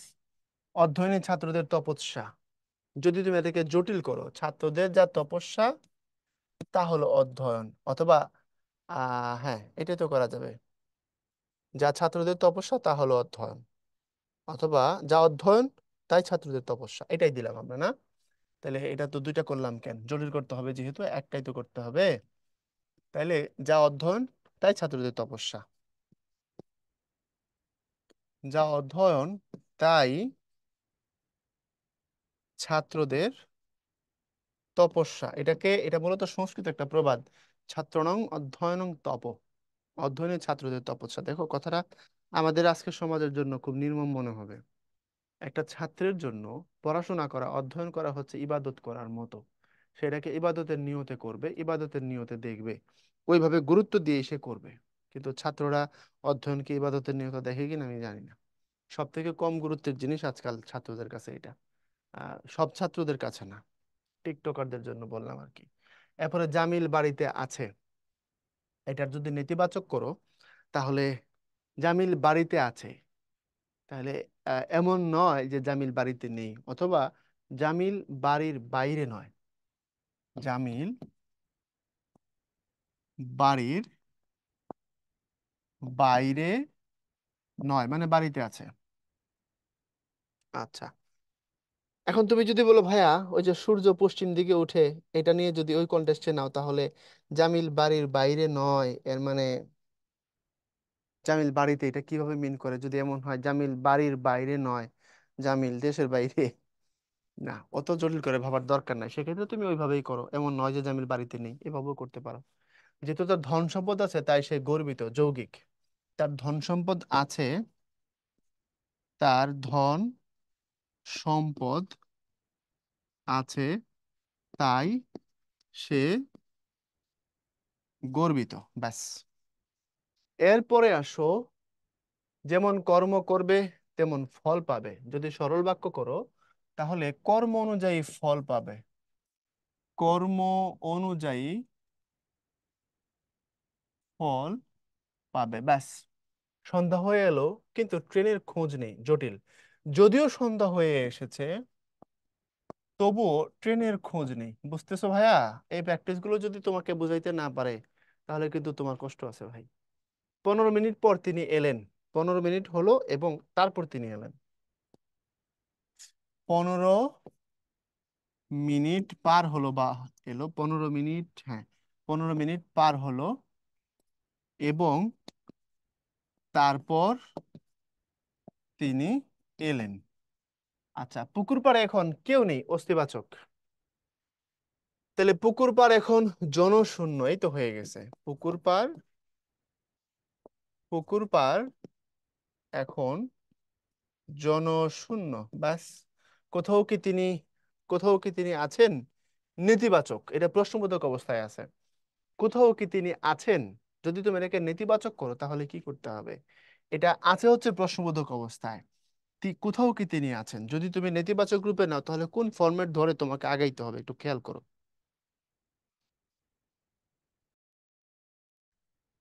দেখো এখানে আসলে চাইছে কি, কোথাও কি তিনি আছেন। এখন তুমি উত্তরে আসো, আসলে তিনি কোথাও নাই, তাই তো? এটা হলো প্রশ্নের কনটেক্সটে যদি আমরা অর্থটাকে মিন করি, তাহলে কোথাও তিনি নেই, ব্যাস হয়ে গেল নেতিবাচক। ওকে। তারপরে আসো, আমরা পরের অংশে একটু প্রশ্নগুলো নিয়ে কথাবার্তা বলি। প্রশ্নগুলো একটু দেখি কেমন প্রশ্ন ছিল, কতটা কঠিন, কতটা সহজ, আমরা কতটা স্মুথলি এগুলোকে সলভ করতে পারি। চলো একটু দেখি। প্রশ্ন হচ্ছে, সমুদ্রের হাওয়া গায়ে মেখে হৃদয় যমুনায় ঝড় তুললো, বাঁকুড়ির যোগ্যতা হারানোর কারণ কি? বাঁকুড়িতে অলংকারের ভুল প্রয়োগ আছে। হাওয়া লাগছে হলো গায়ে, ঝড় উঠছে হৃদয় যমুনায়। মানে এখানে আগের কথা আর পরের কথার মধ্যে কি নাই, সামঞ্জস্য নাই। সো অলংকারের ভুল প্রয়োগ আছে এখানে। আচ্ছা, তারপরে আসো যদি আমরা আগাই, পরের অংশে যদি যাই। একদিন জেল খাটলাম আপনাদের সাথে, আমাদের মনোমালিন্য হয় না, এই বাক্যের জটিল রূপ কি হবে? এটা তো একদিন, এখানে এতদিন হবে, এটা 52 দিনগুলো থেকে নেওয়া লাইন। আচ্ছা, যদি এতদিন জেল খাটলাম তথাপি আপনাদের সাথে আমার মনোমালিন্য হয় না, এতদিন জেল খাটলেও এটা সরল। এতদিন জেলে খাটলাম এবং না, এটা যৌগিক অবস্থা, এবংটা কিন্তু যৌগিকের লক্ষণ, তাহলে উপর একটা। যদি এতদিন জেল খাটলাম তথাপি বা তবুও আপনাদের সাথে আমার, তথাপি হবে আপনাদের সাথে আমার মনোমালিন্য হয়নি। ওকে। ডক্টর সুনীতি কুমার চট্টোপাধ্যায়ের মতে অর্থগতভাবে বাক্য কত প্রকার? সুনীতি কুমার চট্টোপাধ্যায় বলছে অর্থগতভাবে 7 প্রকার। ভাগ করা যায়, কার্যকারণাত্মক অমুক তমুক করে আলাদা আলাদা করে বাড়ানো যায়, সমস্যা নেই। বাক্যের অর্থসংগতি রক্ষার জন্য সুশৃঙ্খল পদবিন্যাসকে বলে আসত্তি, আমরা পড়েছি। সুশৃঙ্খল পদবিন্যাস আসত্তি, আসত্তি মানে হচ্ছে এই যে কর্তা, তারপরে হচ্ছে কর্ম, তারপরে হচ্ছে ক্রিয়া, এগুলোকে যথাস্থানে রাখা। বাক্যের মৌলিক উপাদান কি? বাক্যের মৌলিক উপাদান বর্ণ, ধ্বনি, তারপরে তোমার হচ্ছে শব্দ, অক্ষর। যদি বাক্যের কনটেক্সটে নাও, বাক্যের কনটেক্সটে, তাহলে মৌলিক উপাদান হচ্ছে শব্দ, আর ভাষার ক্ষেত্রে নিলে অবশ্যই ধ্বনি। এরপরে বিপদ এবং দুঃখ একই সঙ্গে আসে, বাক্যটা 100% যৌগিক, কারণ এবং হচ্ছে যৌগিকের লক্ষণ। এরপর যদি বলো তবে আসবো, যদি বলো আসবো তবে, এটা বাদ দিয়ে বলছে, সরাসরি আসবো বলছে। এটা কোন ধরনের বাক্য? এটা কার্যকারণাত্মক বাক্য, কারণ আমার আশা ডিপেন্ড করতেছে তোমার বলার উপরে। তাহলে একটা ঘটনার কারণ হিসেবে আরেকটা আসবে, বা রেজাল্ট হিসেবে আরেকটা আসবে, সো এটা কার্যকারণাত্মক। এরপরে ছোট কিন্তু রসে ভরা, বাক্যটিকে সরল বাক্যে রূপান্তরিত করলে কি হবে সরল বাক্যে? তাইলে যদিও ছোট, যদিও, তবু, এটা জটিলের লক্ষণ। রসে ভরা ছোট চিঠি, না, অর্থ ঠিক নেই। ছোট রসে ভরা, ও দিলে এটা হয়ে যাবে যৌগিক। ছোট হলেও রসে ভরা, এটা ঠিক আছে। বাক্যের পদগুলোকে যথাস্থানে স্থাপন করাকে বলা হয় আসত্তি। এরপরে সে না এলে তুমি যাবে না, সে বলে পাঠিয়েছে যে তার আসতে দেরি হবে। কোন ধরনের বাক্য? কোন ধরনের বাক্য? মিশ্র বাক্য এবং জটিল বাক্য, সরল যৌগিক। দেখো, যেটা মিশ্র আর যেটা জটিল, দুটো তো একই কথা।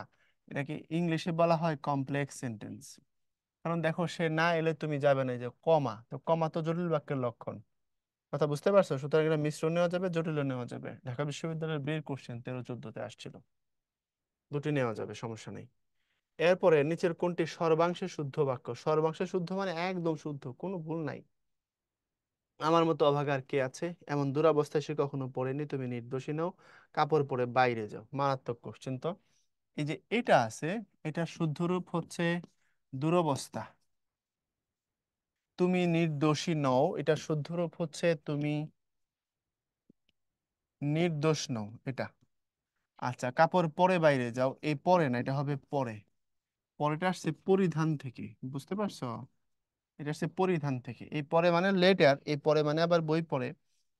নানান ভাবে এগুলোর অর্থ আছে, বাট এখানে যদি তুমি এটাকে ইয়ে করতে চাও, সেটেল করতে চাও, তাহলে কাপড় পরে বাইরে যাও, সবগুলোতেই ভুল।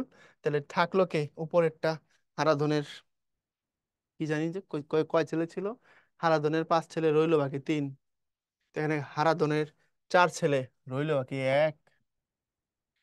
এরপরে নিকট এবং দূর, এই দুটি নিয়ে আমাদের যত কিছু কারবার। বাক্যটি কোন ধরনের বাক্য? এই যে এটা এটা কিসের লক্ষণ? এটা আসার পড়লে আর কোনো কথা নাই, যৌগিক বাক্যের লক্ষণ। হ্যাঁ, তবে অব্যয় টব্যয় তুলে শুধু কমা ব্যবহার করলে সেটা জটিলের লক্ষণ, যেহেতু এখানে অব্যয়ের উপস্থিতি আছে, তো এটা যৌগিক হবে। একটি বাক্যে যোগ্যতা বলতে বোঝায় কি? বোঝায় বাক্যের অন্তর্গত পদসমূহের অর্থগত ভাবগত সঙ্গতি নিয়ে ভাই ডিটেইল আলোচনা করেছি। কারণ বাক্যের সুশৃঙ্খল পদসমূহের সুশৃঙ্খল বিন্যাস যেটা, সেটা তো আসত্তি, তাই না? বাক্যে এক পদের পর অন্য পদ শোনার ইচ্ছা, এটাকে বলা হয় আকাঙ্ক্ষা। আকাঙ্ক্ষা বানানটা খেয়াল করো, ক, তারপরে উ, তারপরে হচ্ছে তোমার কিও। বাক্যে কর্তা ও ক্রিয়াপদের অন্বয় না, বাক্যের অন্তর্গত পদসমূহের অর্থগত ও ভাবগত সঙ্গতি বা মিল।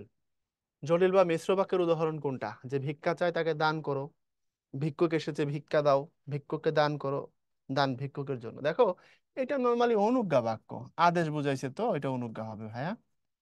ভিক্ষুককে দান করো, এটাও অনুজ্ঞা বাক্য। দান ভিক্ষুকের জন্য, এটা অ্যাসার্টিভ সেন্টেন্স বা বিবৃতিমূলক বাক্য।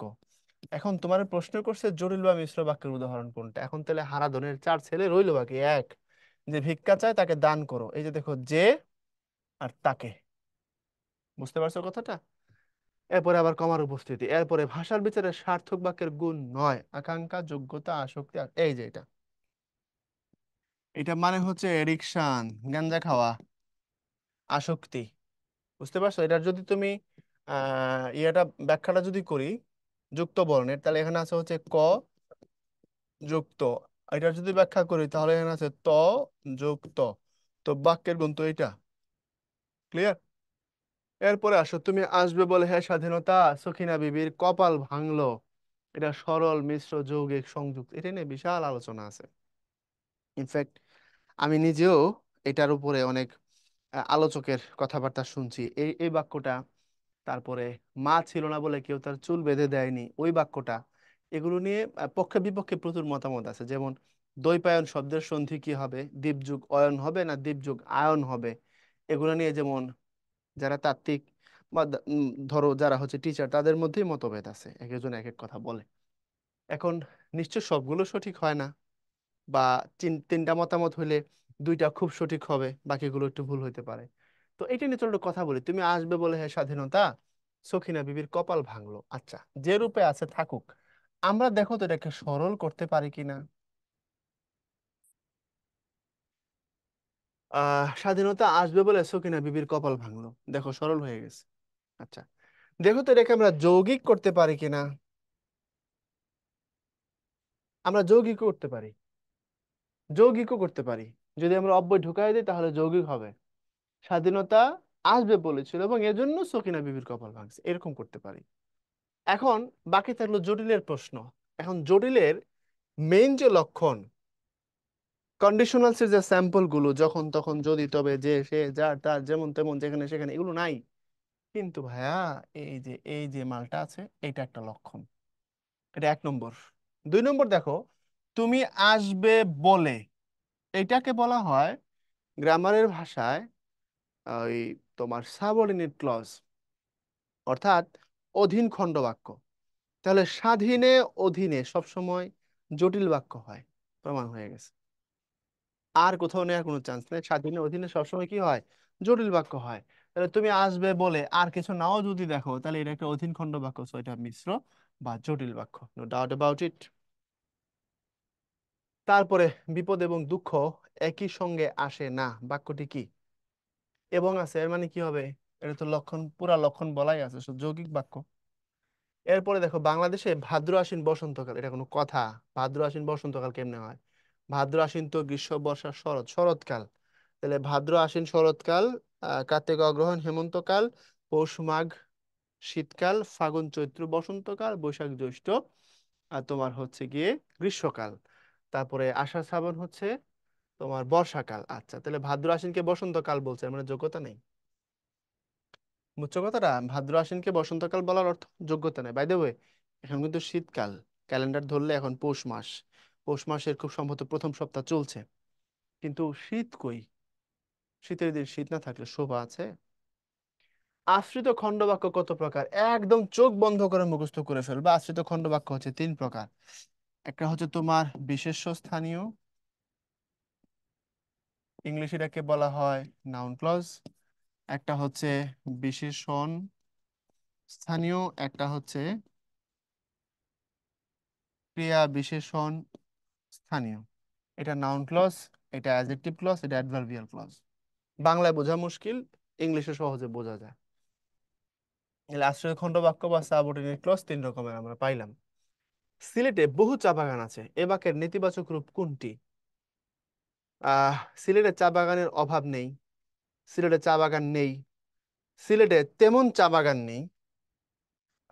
সিলেটে চা বাগান নেই এমন নয়, সিলেটে চা বাগানের সংখ্যা কম নয়। এটা ভালো উত্তর, এটা ভালো উত্তর, এটাও মোটামুটি ভালো উত্তর।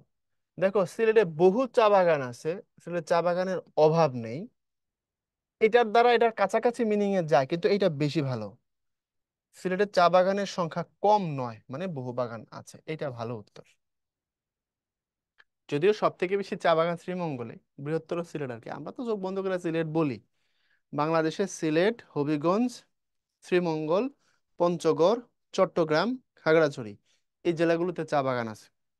সংখ্যার বিবেচনায় সব থেকে বেশি বাগান হলো তোমার হচ্ছে মৌলভীবাজার। আমি শ্রীমঙ্গল বলে গেছি মনে হয়, আই এম সো সরি। জেলা বলছি সিলেট, মৌলভীবাজার, হবিগঞ্জ, পঞ্চগড়, চট্টগ্রাম, খাগড়াছড়ি। তো তুমি যখন হিসাব করবা, কাউন্ট করবা, সব থেকে বেশি বাগানের সংখ্যা সব থেকে বেশি মৌলভীবাজার। মৌলভীবাজারের উপজেলা বললে শ্রীমঙ্গলে বেশি।